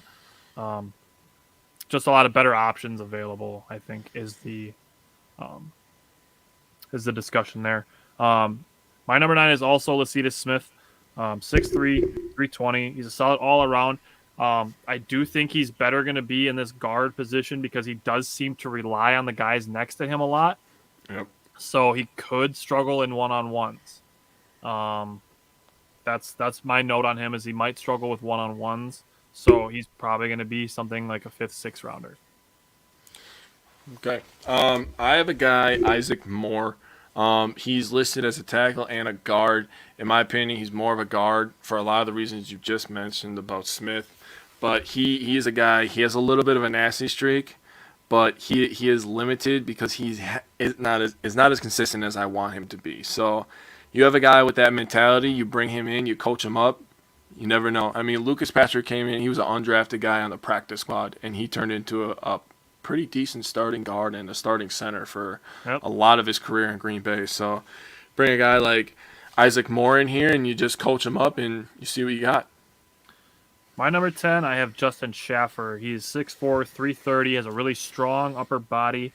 He needs to add some speed to his game, but he's got a dog mentality to him. He likes to finish all of his blocks, and that's something you want on the offensive line. You want a guy who can help you control the trenches, a guy who's kind of mean, but he's good with it. I agree. All right, man.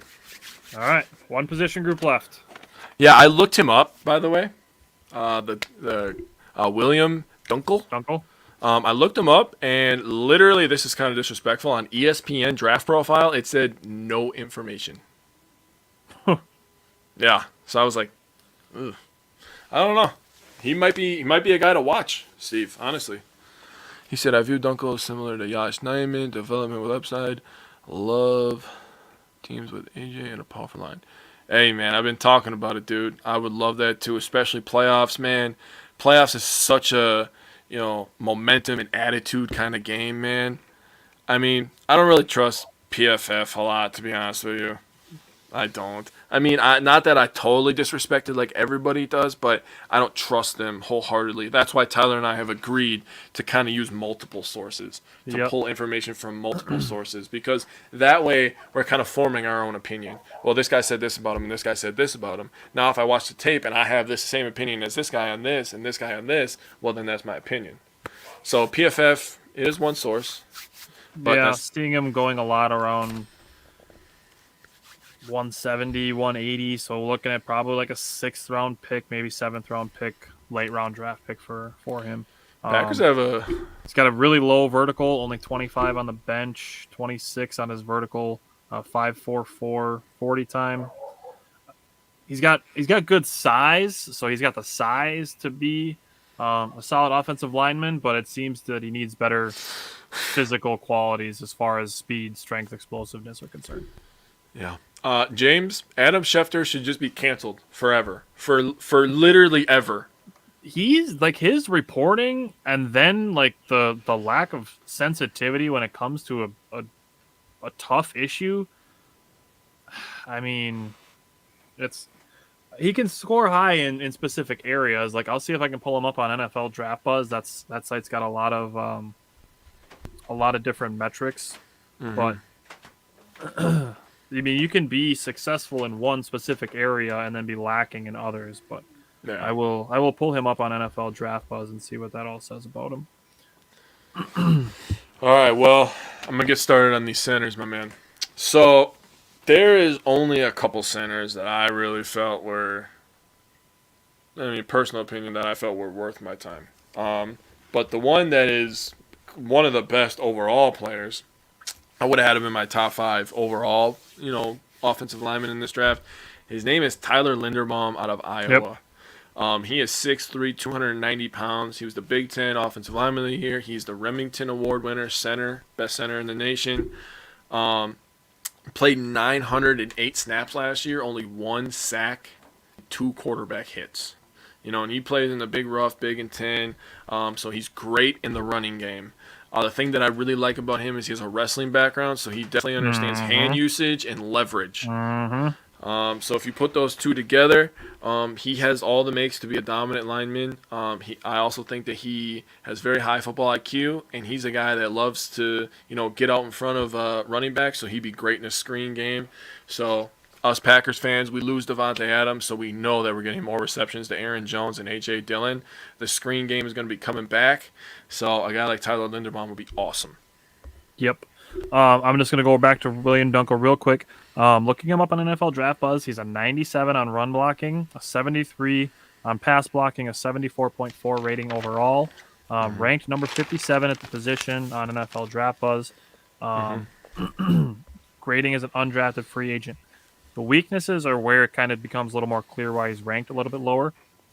The weaknesses listed are heavy-footed and lacks elite lateral ability. So the ability to not be able to move side to side quickly. Also says here that he needs to work on his technique in pass protection and is susceptible to speed rushers. Average quickness off the snap, and he doesn't possess the acceleration or arm length to corral defenders once they cross his face. So that's kind of like I said. I mean, he could be the physical qualities, even though he's he could be a solid run blocker. But it's the explosiveness, the quickness, the lateral ability. That's what drops him down. But for me, I think pretty much every single source that I looked up for center had Tyler Linderbaum number 1. Pretty much the consensus number 1.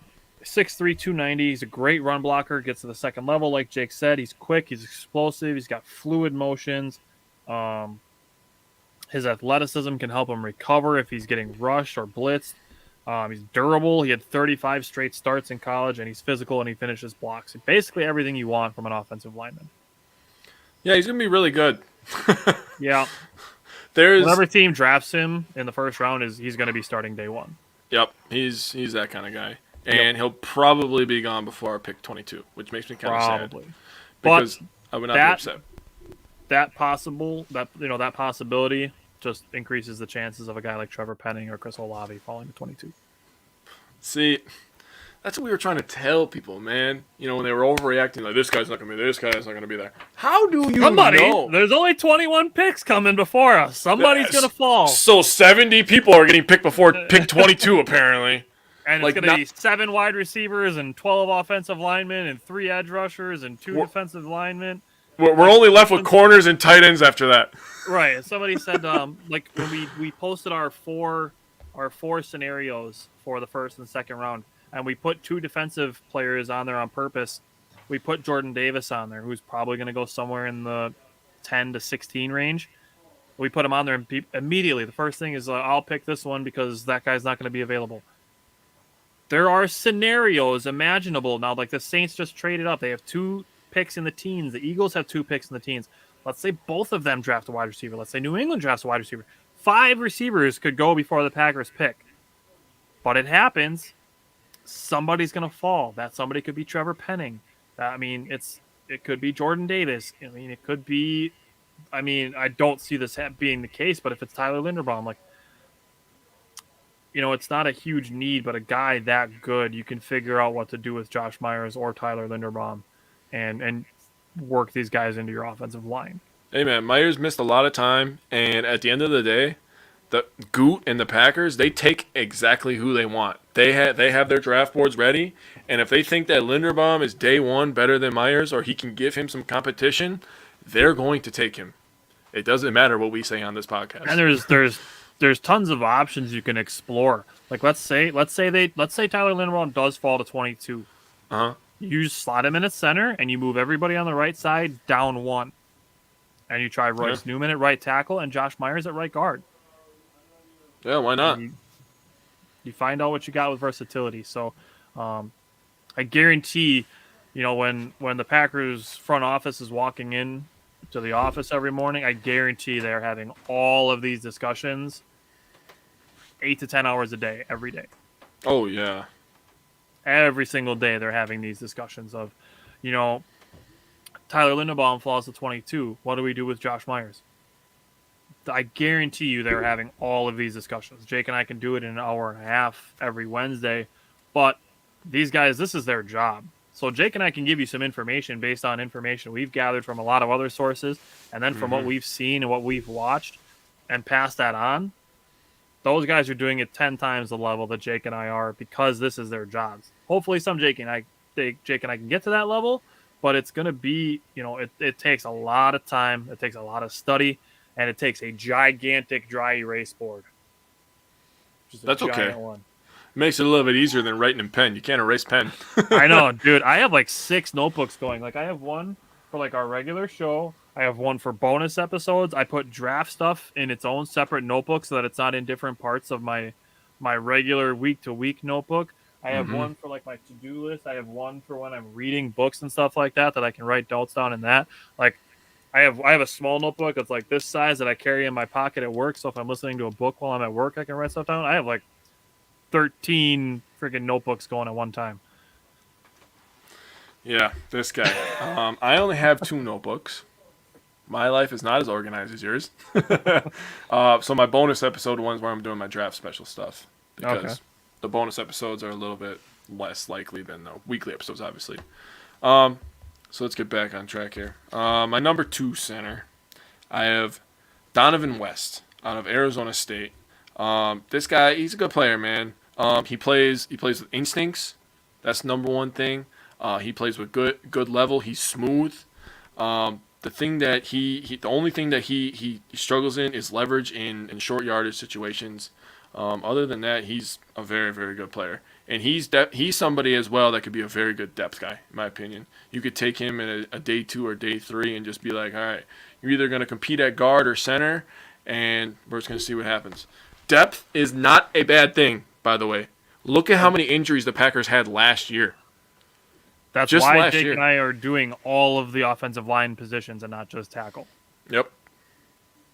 All right. My number 2, I have Luke Fortner. Now, he has guard experience, which is worth noting every time it's possible to note versatility. Jake and I are going to do so. So he has guard experience. He was first team All-SEC at Kentucky. I'm telling you, bro. Dude, he's my number 3, so. Okay. I mean, if we're talking about All-SEC, like we already mentioned with Charles Cross, that Mississippi State's not the first team you think of. Kentucky's probably the last team in the SEC that you think of for first team All-SEC players to be coming from.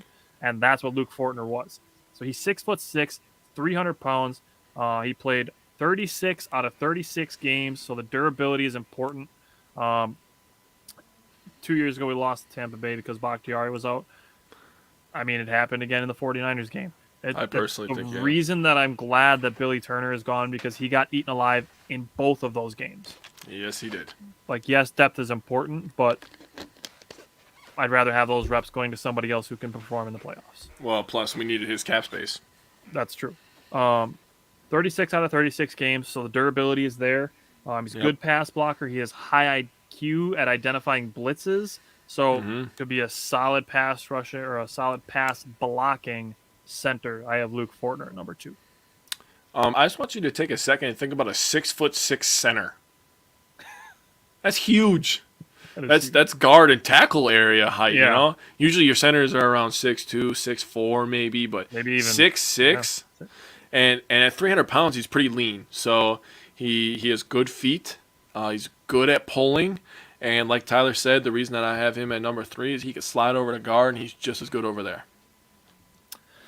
All right, my number 3, I have Cam Jurgens. He's fast. He's athletic. He could help in the screen game. Jake and I, when we do Packers Primer, Aaron Jones is going to be a massive part of this discussion. Yeah. So Cam Jurgens, he's 6'3", 290. He's a little bit more of the prototypical center size. He's a former tight end, so he understands the pass blocking game a little bit more. And then he's got strong hands, strong core, which helps for pass protection. So I have Cam Jurgens at number 3.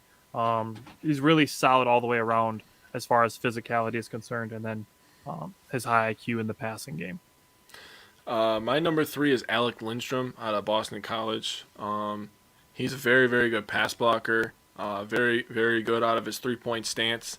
He needs to be a little bit more consistent with his hands, but other than that, he's a solid center. All right, my number 4 is a guy Jake already talked about. I have him circled as a guy that I'd like to see end up on the Packers. And it's Donovan West. So he's 6'4", 300. He's laterally quick, and he's also played both guard positions. So that versatility again. He's a high IQ. He's good at identifying angles. So Jake talked about him being good at identifying blitzes and pass protection. He's good at identifying angles to cut off where pass rushers are going to come from. So if there's a situation where a team shows blitz in the middle and then pulls that linebacker back and they just have rushers coming on the edge, that he could drop down, let Rodgers step up, and be able to give Rodgers a couple extra seconds to throw the ball. That's a valuable thing to have. This is... So 2 other things that I want to say. One is just he gets out of his stance quickly, which as a center is a good thing. I can't believe you didn't mention this. His college career, he had 0 holding penalties. Yeah, that's impressive. That's impressive. So I have Donovan West number 4. All right, my number 4 is Michael Maietti out of Missouri. Sure. Maietti. Maietti. Yep, you're good. Maietti. Attaboy, Okay. you got one. All right, so the only problem I have with this guy is he's 6'1", 290. So we already mentioned people throwing around 300 pounds. But other than that, this guy's a little bit of a mean streak in him. He loves run blocking. He's very good at getting his hands inside and keeping his feet moving and driving the pile. He's not a mauler. He's not a guy that's just completely pancake people. But he is good at moving people and creating gaps. So with that being said, Michael Maietti, my number 4. All right, dropping down to number 5 is another guy Jake already talked about, Alec Lindstrom, 6'3", 298. So he's 2-time first team All SEC. So both of his last 2 years, he was all first team All SEC. He's a high IQ, 36 straight starts. So that durability again, versatility and durability. That's what we want from offensive linemen. Yep. He checks both of those baskets. Baskets. What the hell was that? Baskets. I don't know what just happened. It happens, man. So much talking. That's what it is. But Yeah, I know. he's physical and he finishes his blocks. So I have Alec Lindstrom at number 5. All right. My number 5 is Doug Kramer out of the University of Illinois, which sounds pretty crazy because Illinois is horrible at football. But they play in the Big Ten, so this guy loves to run block. He's 6'2", 305 pounds. He's got pretty good feet, pretty good quickness. He ran a 4.95, so under sub 5 second 40 for a lineman is good range for me in my opinion. So he's pretty quick. We talked about centers pulling. This might be a guy that you could throw over at guard. I have not seen him play guard, but at that size and that quickness, that's what I like at my guard positions. All right, my number 6, I have Zach Tom. So he's 6'5", 295. He also has left tackle experience. He has high IQ. He's good in the run game and the passing game. He does really good at getting to the second level using his athleticism. And he's another guy who's first team All ACC. Okay. Out of Wake Forest. Yep. My number 6, I have Chris Owens. I'm pretty sure you just talked about him. But but go ahead. Chris Owens is a good player. He's out of the football factory of Alabama. So Yeah. that's the first thing you got to mention with everybody with Alabama. They coach them up right over there. Now, I actually was just talking. This is a little story time here. I was just talking to another merchandiser because I'm a merchandiser for my day job, and they had made an interesting point about Alabama. I want to know if you agree with it. They talked about how it's kind of like the pros, where they kind of coach them up for 4 years and they get the shit beat out of them basically for 4 years, so their NFL careers don't last as long. How do you feel about that? I'd have to really look at it and see, what the Alabama guys have done in the NFL, but I could see that being the case. I mean, Yeah, you could look at it almost as more of like a minor league NFL school than a college school if you wanted to look at it that way. yeah. Um, Also with Chris Owens, plays a little high with his pad level. He's a little late off the snap every once in a while, which is crazy because he's the center. But he flashed the ability to be a good player and a good mover of other human beings. All right, my number 7 is a guy who probably could have been higher if I didn't have other guys in his way, but I have Ben Brown at my number 7. 6'5", 315. He's got some experience at right guard, which is useful. He's really strong. He doesn't give to nose tackles, and he's good at getting to the second level, and he has a high IQ. So, honestly, I could have moved him up a bit. He's a guy I could see the Packers, once fourth, fifth round starts getting around, is maybe looking at a guy like Ben Brown. Okay. All right, here's another name. All right, he's out of Duke, by the way, the football powerhouse Duke. So I went from Alabama to Duke, which is a crazy transition. But Jack Wallaba. Wallaba? That sound pretty good? Yep. All right. He ran a 5'3", 40, so not super impressive. He doesn't have the hugest hands or the longest arms, but he's a guy that comes in and he loves to play football. He plays with a good bend in his legs. He understands leverage, and he's versatile. He started games at guard and center in college. Yeah, Wallaba. Yeah, you're good. You're good. All Getting right. better, baby. Yeah, my number 8, I have Luke Wattenberg. This is a guy who's played center. He's also got experience at left guard and left tackle. He's got really long arms. He's a better run blocker than pass blocker, but at 6'5", 300 pounds, still a big guy. So that's who I have at my number 8. All right, my number 8 is a guy at Iowa State. His name is Colin Newell. He's a guy that plays with good center of gravity, and he's good at resetting his hands when stunts come to him. The only thing that needs work is his power, his ass, as I heard before. His low center of gravity needs a little bit of work, but other than that, once he learns to sit down a little bit, he'll be a good player. All right, These are guys, by the way, that are going to be really low in the draft. Yeah, These are the yep. flyer guys. So Yep. Practice squads, Yep. prospects. My number 9, I have Dawson Deaton. He's 6'6", 310. So he's a really big guy. Yep. He's athletic. He's laterally quick. He's a better run blocker than pass blocker. But again, these are lower draft picks. So got a comment here in the comment section that says the team that scares me a lot is the Chiefs. I got a feeling they end up trading up high in this draft to draft all the picks that they have. I mean, the Packers can take two approaches to this. So if the Packers are, like you said, worried about the Chiefs, Packers could trade up first. The pick that I, in my mind, I view as the most available is the number 8 pick from the Falcons. I could see them being okay with trading back because they have a lot of needs and looking to stock up on picks. So number 8 is the highest that I could see the Packers getting. Maybe number 13 with Houston. The Packers and Houston have done some deals. And the other approach they can see is if, say the Chiefs went and traded for number, I think the Eagles have like 18, and they traded for number 18. Packers could just turn right around, call Houston, say, hey, what do you want for number 13? And pick Olavi or Drake London or whoever they wanted to pick number 13. So the Packers have 11 picks too. So the Packers can move up, and Gutekunst has done it before. So it's not a far stretch of the imagination to think that he could do it again. Agreed. All right, who's your number 9? I have the same one, Dawson Deaton. All right. You said all the good points about him. The one thing that I think he needs to do a little bit better is show that he can dominate people, straight head on. That's the only problem I have with him. In the NFL, I like offensive linemen that talk a lot of shit. because you're going to be in the You faces. want a guy that's mean. Yeah, you're going to have a guy that's literally inches from your face. And and it's a dog eat dog world in the NFL, man. You either eat or get They eaten. call it the trenches for a reason. And Dawson, he needs to prove that he's a dog. So that's all I got on him. All right, so a couple of things.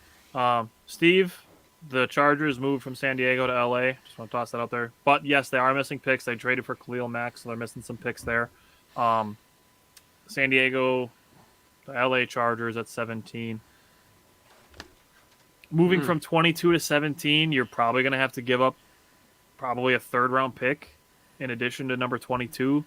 At that point, if you're looking at 5 picks between them and you, and honestly, depending on the guys that are available, unless it's Drake London, I personally don't feel the need to trade up to 17. It would have to be top 15 or higher if I am the GM, which I'm not. But in my opinion, I'd have to get in to the top 15 if I'm going to trade up.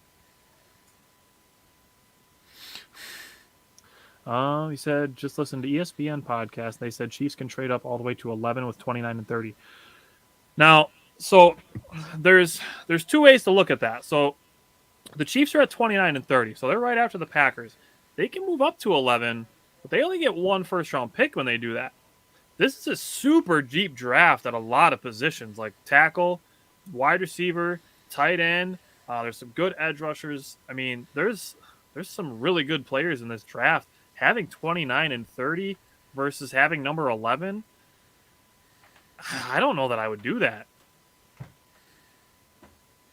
I mean, unless it's a guy that you're like, because they lost Tyreek Hill, right? So you're trying to replace him.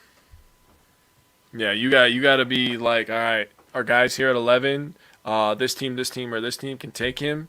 Let's move up. Let's take our guy, and let's just pack up lunch and get out of here. If it's pick 9 and you're looking at pick 11 and Garrett Wilson and Jameson Williams are both still on the board, that's the only way I can see that, because then you're guaranteed one of those 2. Yep, I agree. Man, but Jameson Williams, that'd be a huge flyer for them to trade 2 fucking picks for a guy that's might not be ready for day 1. Might not be ready till October. That's tough. And then he's just coming back in October, so then he might not be really, really ready until December. So you're kind of banking on just making the playoffs. In one of the toughest divisions in football. I'm going to say conference. I'm going to say the toughest division in football in the tougher conference. Oh yeah, one of the tougher conference, toughest division. And they're going to need some depth. In my opinion, if I'm the Chiefs, I'm staying at 29 and 30 and getting 2 good players. I mean, think about it, man. When the Patriots were doing all their stuff with Tom Brady, they were just draft and developing. Look at the Packers for years, draft and developing. Now, when you get a franchise quarterback and you're giving him a quarter of your money, you have to draft and develop, and you have to have depth, and you have to have just a roster full of a lot of really, really good players, and you have a couple great players here and there, right? You're going to hit on some, you're going to get lucky on some, obviously, but yeah, to trade up, 2 picks and get 1 pick, I just don't see that as a formula for winning for me. Yeah, if I'm trading 29 and 30, I got to be in the top 10. I agree. 100%. All right. My number 10 center, I have Nick Ford. The reason he ended up being my number 10 and on my list is because he's played all 5 offensive line positions. He's strong. He's got long arms, 6'5", 317. All right. My number 10 is also a guy named Nick, but it's Nick Brahms out of Auburn. He's a guy that has the versatility to play guard or center. He is very good inside, good hands. The problem with him is he lunges a little bit and doesn't have the longest arm. So once he learns to sit back and use all of his power, he's good to go. He is very good at dipping his shoulder and using leverage to create holes, though. And played in the SEC, so that was kind of the knock for me. All right. So, do you have anything else you want to say about offensive linemen? I'm going to say this. Building a good offensive line outside of having a franchise quarterback might be the most important ingredient to having a great offense. Once you have a quarterback, your offensive line is the next thing. A great quarterback can make any wide receiver look from good to great or great to like Hall of Fame level, in my opinion. I agree. And the Packers have one of the best, if not the best, at doing that. We have the best quarterback in the league. I'm just gonna say it. Yeah. I don't care. Last year, even after he won MVP, I was like Mahomes, because in what he did in the Super Bowl, I was like, Mahomes is probably still the best quarterback in the league. Now, after having back-to-back MVPs, I'm like, nah, it's over. Rodgers is the best. All right, so we have a one-man category here because we were requested so many times to look up Matt Araiza, the punter from San Diego State. Yep. And we were watching right before the show, even up to the beginning of the show. I mean, I'm with it if he's available in like the 6th round. Like, Yeah. I'm with it. Dude, his leg is crazy. Yeah, it is. Like, we're talking 80-yard punt crazy. Like, punting from his own end zone and the ball landing on the 18-yard line. Crazy leg. Yeah. I think you should tell the most important part. The other most important part is that he does kickoffs. And So- he was the kicker. You were getting ahead of me. Sorry. This year, you can have him as your punter and doing your kickoffs, and you say, Mason Crosby, it's your last year. Focus on field goals, nothing else. The other thing, Matt Araiza doing kicks, like field goal kicking, like kicking 51-yarders, not just extra points. So this is one of those things where, and this is a completely different sport, but like Shohei Ohtani popped up into my head, and if you can have a guy on your roster that's your punter and your kicker, and you can just use your backup quarterback to be your holder, that opens up a roster spot. If you want to go that route. Just throwing it out there. So I don't know that it's been done where your punter and your kicker have been the same things. But I know it's not unheard of for your punter to do your kickoffs. But to have your punter doing your kickoffs and your field goal kicking, man, Bro, that would be GOAT level stuff. Seriously. That would be GOAT crazy. level stuff. Couple little tidbits on him. He was the first player in San Diego State history to be named a unanimous first-team All-American. He set the FBS record for single-season punt average at 51. He had 18 60-yard punts, 39 50-yard punts. So, on top of having better coverage, you could have a guy that could literally just boom it. And we've discussed, kicking in Green Bay is tough. The footing, the wind, the cold, how you have to catch, how the ball feels. I mean, but if you're gonna get a guy that can just literally go out there and just boom a punt 60 yards 18 times, I'm okay with that. I know I saw at least one time that he had like a 60-yard punt, and then he went and made the tackle. Yeah. And it wasn't because the guy got to the line of scrimmage. It was because Araiza went and got him. That's crazy, man. Wait. Scott are you talking about, William being undrafted? No. He's talking about Araiza. Oh, I was going to say. 7th round undrafted. If he's available at the 7th round and the Packers have a compensatory pick, pick him up. Yeah, I would be game for that.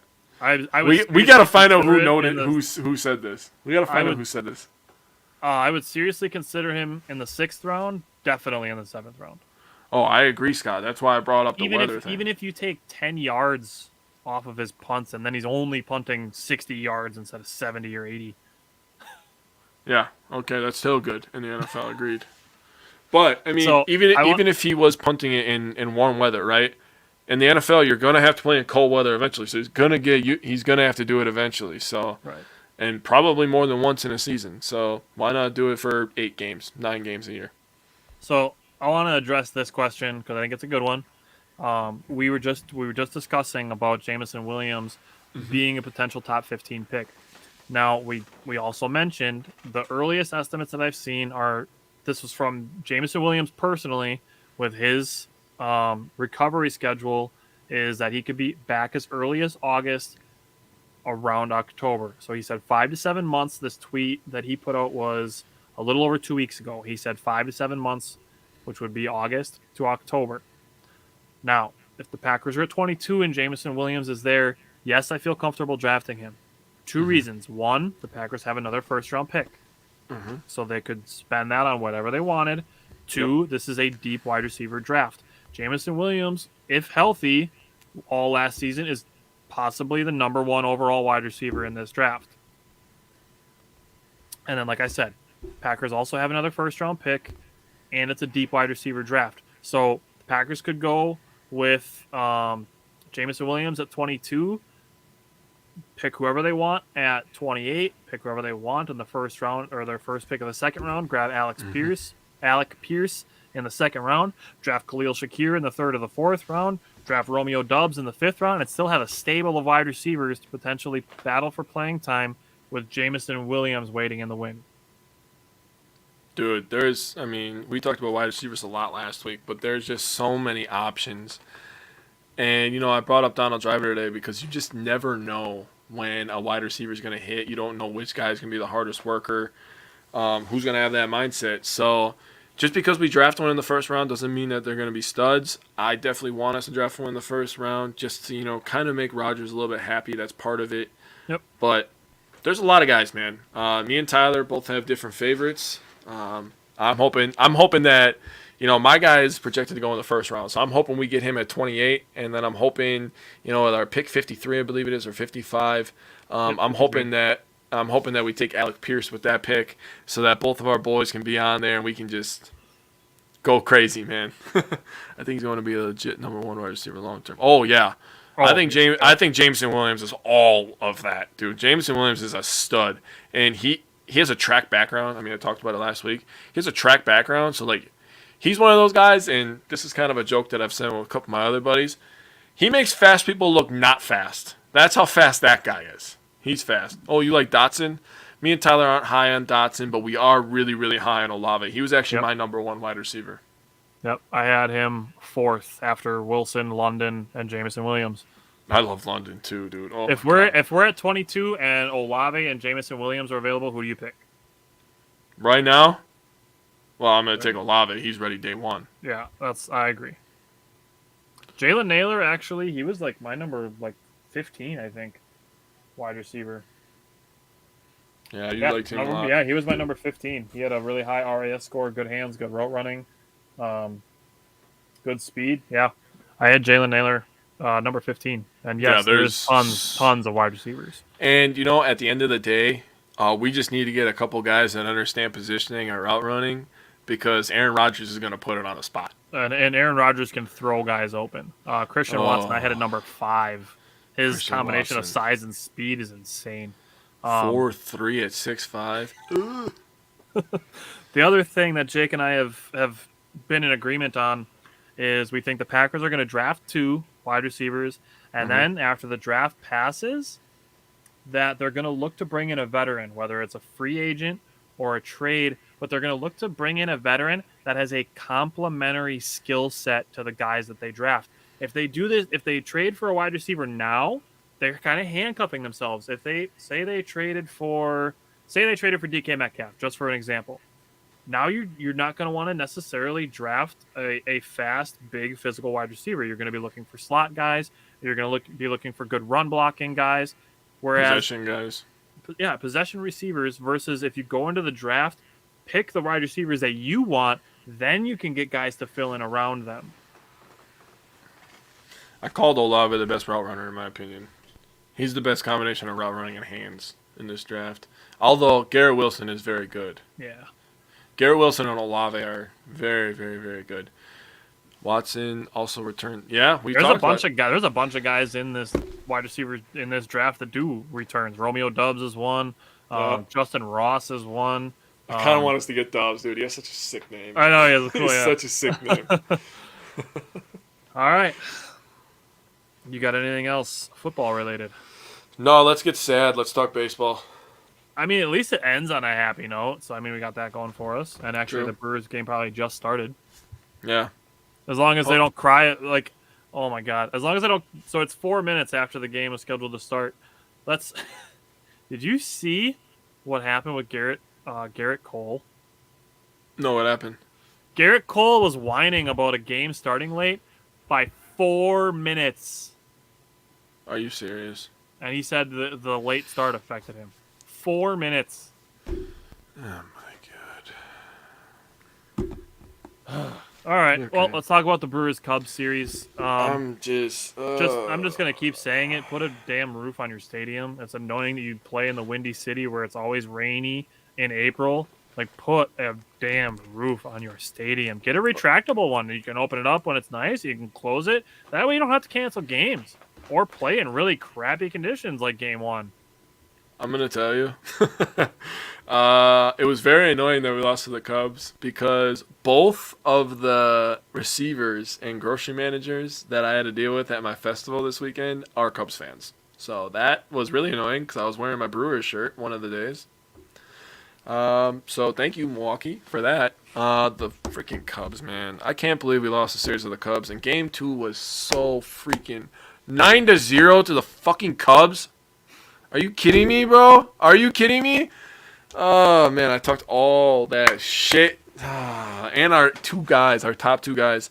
I will say this. Not that I like really making a ton of happened to excuses all for of them. professional I'm athletes. just going to throw this out there. It did. But, they've had about a month less of time, to, really get ready for stuff. So the fielding was a problem in Game 2. It was kind of a problem. It's still kind of a problem now. But, I feel like they're starting to get a little bit better. Last night watching that game, it was like, okay, they're starting to get – the rhythm is starting to go. They're starting to get oiled up. They're getting better. The hitting got a little bit better. It's the bottom of the first right now. It looks like the Brewers did not register a hit in the top of the first. I just wanted to check that to make sure. But it's early. Game just started. Yep. We won Game 1 5-4. Lost Game 2 9-0. Only had 4 hits in that game, and Woody really had a bad outing. The thing that bothered me, I know he had 40 pitches in that first inning. And why I brought up the fielding is he was at about, I think it was a 30 or 31. I don't remember exactly. But then there was a routine ground ball to Colton Wong. In my opinion, Colton Wong, a lot of stuff is routine for Colton Wong because he's very slick with the glove. He should have been Gold Glove last year. The fact that he wasn't last year still pisses me off. Yeah. I know that, the ball takes weird bounces every once in a while, but, I pitch 30 or 31, the ball comes right to him, goes in his glove, and just rolls up his arm, and it's like, this game making me want to pull my hair out. It feels like we're still in the last week of spring training. Yeah, it really does. Walking up 0-0. Yep. Well, we won the last game. Peralta looked pretty good in my opinion. The bullpen has been solid outside of Ashby day 1 and Gustave in the second game. But other than that, I have no issues. And I cannot wait till you get to your Devin Williams take when he had the bases loaded. Yeah, that's good stuff. I can't wait for that. All right, so Game 1 against the Cubs. Actually, this is going to be an echo that I go through all of them, but the Brewers. So Corbin Burns struggling with his cutter. 5 of his first 17 cutters were strikes, 12 balls. Looking at that, it feels like they're still in the last week of spring training and just kind of getting into the groove. So maybe we'll see second time through the rotation. This could end up being their worst stretch as the rotation is concerned for the entire season. It'll probably end up being Brandon Woodruff's worst start of the year. His two-seamer was kind of struggling on him. He had 1 strike out of 22 two-seamers that he threw. Yeah, that's bad. Whether it's the weather or whether it's the shortened spring training, these guys are all dominant pitchers. I'm willing to give them more than 1 start before I say the Brewers' pitching has fallen off. Mm-hmm. That's a ridiculous take. Now, we're gonna get to the hitting part of it too, but Brewers 16 swings and misses for Kyle Hendricks. The slower pitching speeds, it messes people up. Brent Suter, he has made a living off of being a slower pitcher, but painting corners and changing speeds on guys. That being said, I just want to pat myself on the back for Andrew McCutchen. He started 2 for 2 in the opener, and then his third hit was an absolute rocket to center field. The top of the order was getting the job done. They kind of made a comeback, but Aaron Ashby had a solid outing, but was responsible for the runner left on third base. Cousins just got behind in some counts and ended up hurting him. But opening day all around just kind of felt sloppy. Just echoing the weather, just felt sloppy. Agreed. Game 2 was canceled because, Chicago doesn't plan for the weather, even though they live in a freaking city that has wind and rain all the time. So that game was moved to a doubleheader on May 30th. Then you get to Brandon Woodruff's first start. Like I said, he struggled with his two-seamer, and then you get to the batting. 4 hits, 10 strikeouts. You just move on. Got to see some other bullpen guys get some work. Urena, Gott, Hobie Milner, Yandel Gustave.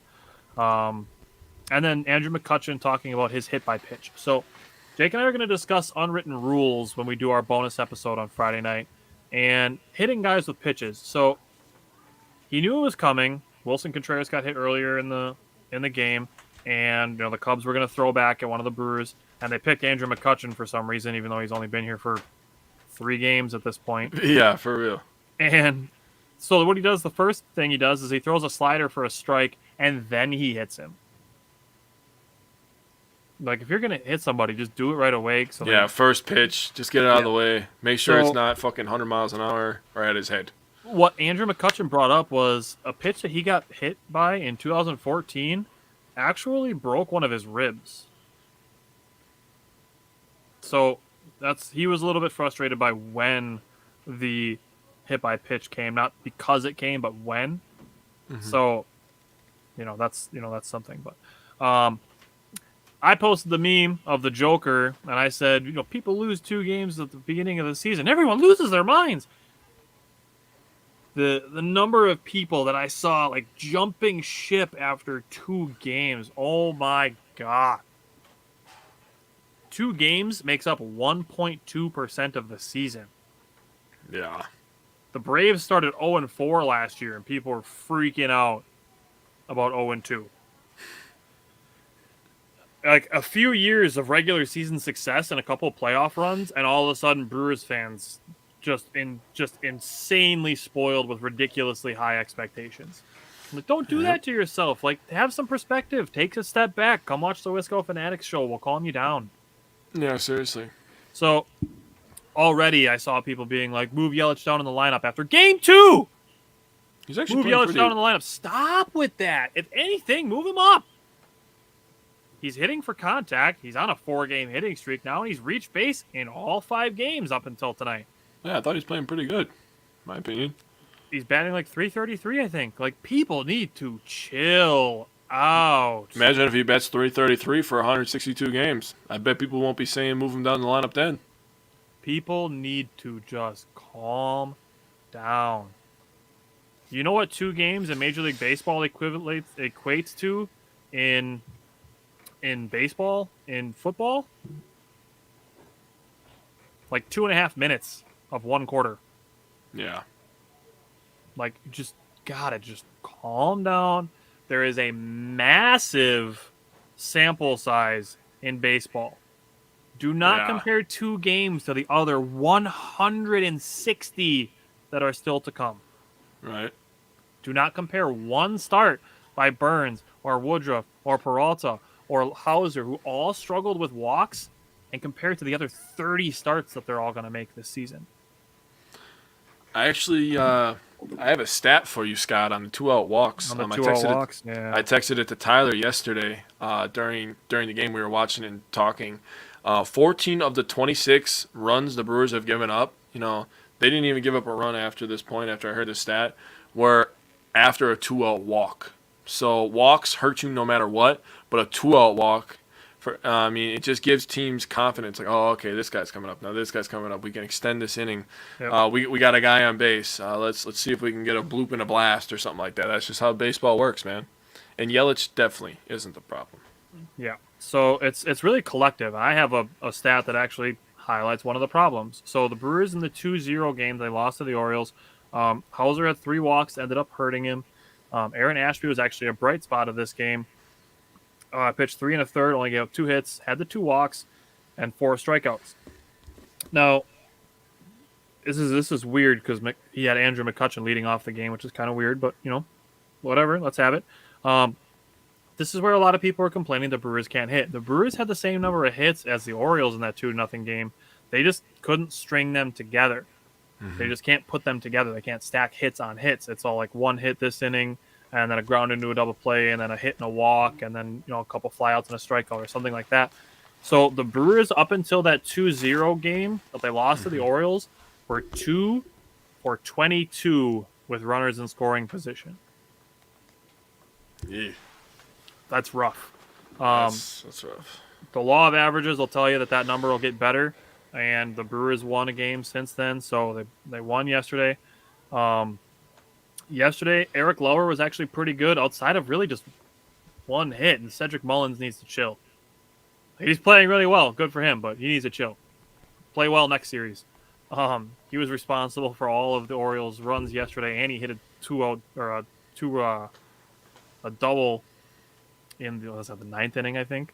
So he needs to chill out. Off hater, he smoked that son of a bitch. I thought it was gone, dude. Yeah. Smoked But that that's what happens. High velocity in, high velocity out. Yep. So he looks real good.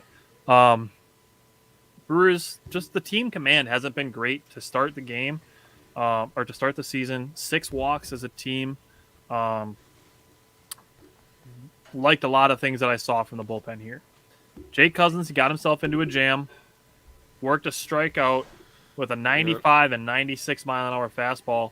Next batter, 3 straight sliders, all at 82 miles an hour. A guy that can change speeds that drastically is crazy. To go from a 95 or 96 mile an hour fastball down to an 82 mile an hour slider. And his slider, like, if my screen is the strike zone, like, his slider goes like... Bro, that last one was disgusting.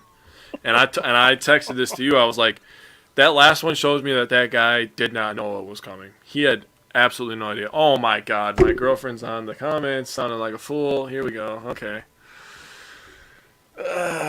Yeah, she's getting bored up there, people. Oh, I didn't. Oh, look at that.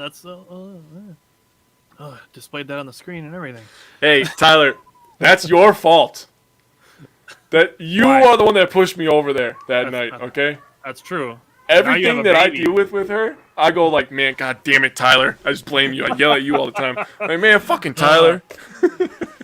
Hey, you could say that I am directly responsible for the life of your daughter too. Bro, you are. I said that. I told my girlfriend that we had to stay a week in the hospital. My daughter was born prematurely and she had jaundice, and they just wanted to make sure because she was so small and she was breathing correctly and stuff.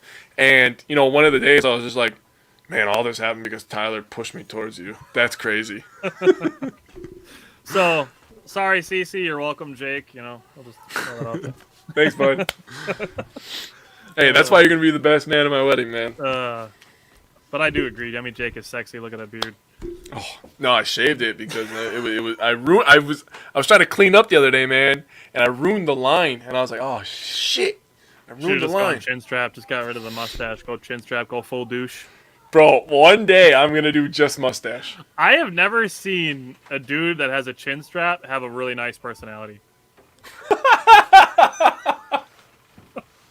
Oh man, they always wear striped shirts. Is that a thing? They always wear striped shirts. I feel like every time I've seen somebody like if you have just a chin strap, that you wear khaki shorts with like calf length Nike socks and slide sandals.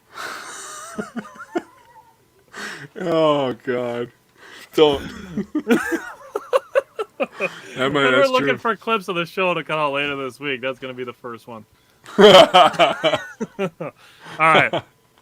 So after Jake Cousins gets his strikeouts, Devin Williams comes in the 8th, loads the bases with a hit and 2 walks. Chris Hook comes out and visits with Devin Williams, calms him down, bases loaded, nobody out. Devin Williams throws 11 pitches. He throws 9 strikes, 7 swing and misses, and 3 strikeouts in 11 pitches.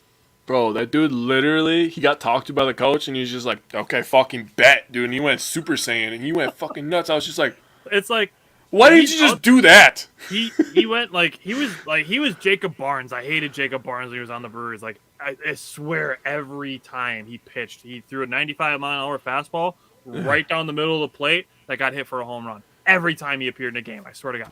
So Yeah. Devin Williams is out here doing his Jacob Barnes impression. Chris Hook comes out and visits with him, and he goes, "You are Devin Williams.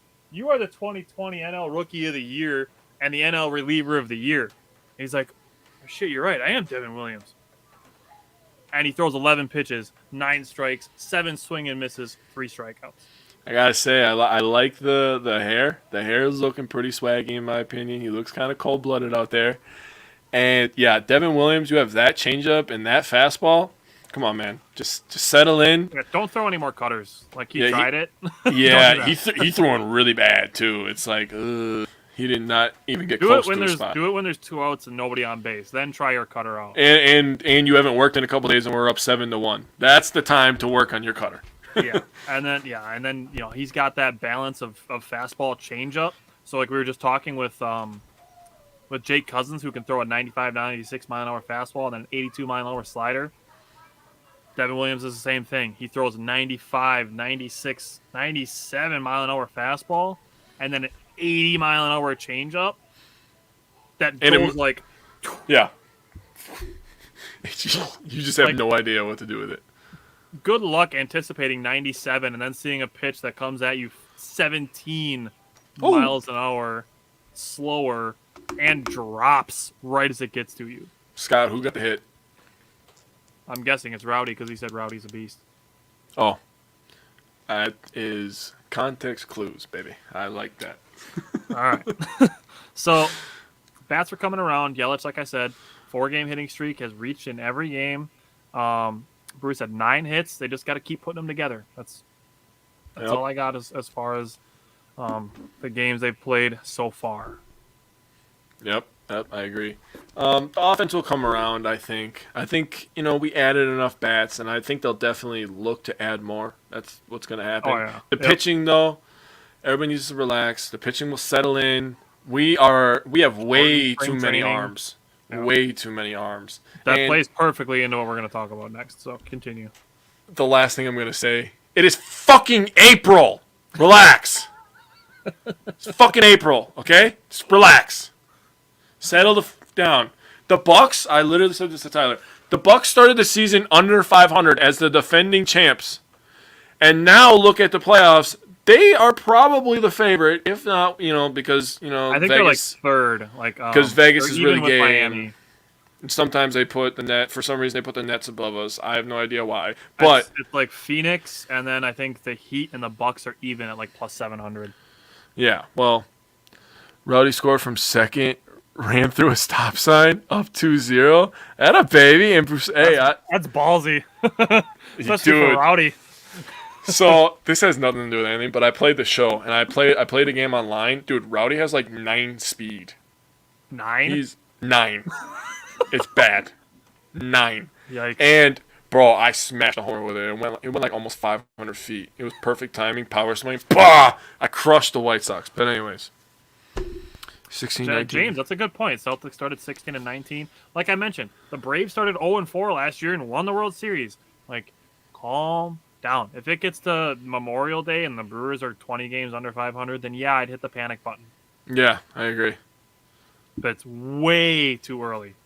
Agreed. And we haven't even mentioned this yet. Luis Urias hasn't even stepped on the field yet. Yeah. I knew you were gonna bring up your boy, man. I was like, Tyler's gonna bring up Urias. All right, so his brother actually plays for the Orioles. That's I know. I saw the Brett Suter, Twitter account or whatever was talking about if Luis's brother walks us off, I'm deleting Twitter.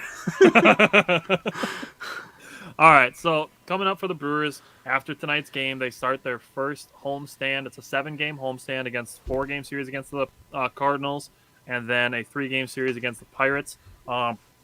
Looking at the Cardinals series, tomorrow is 4-1-4 day, so they're starting at 4-14.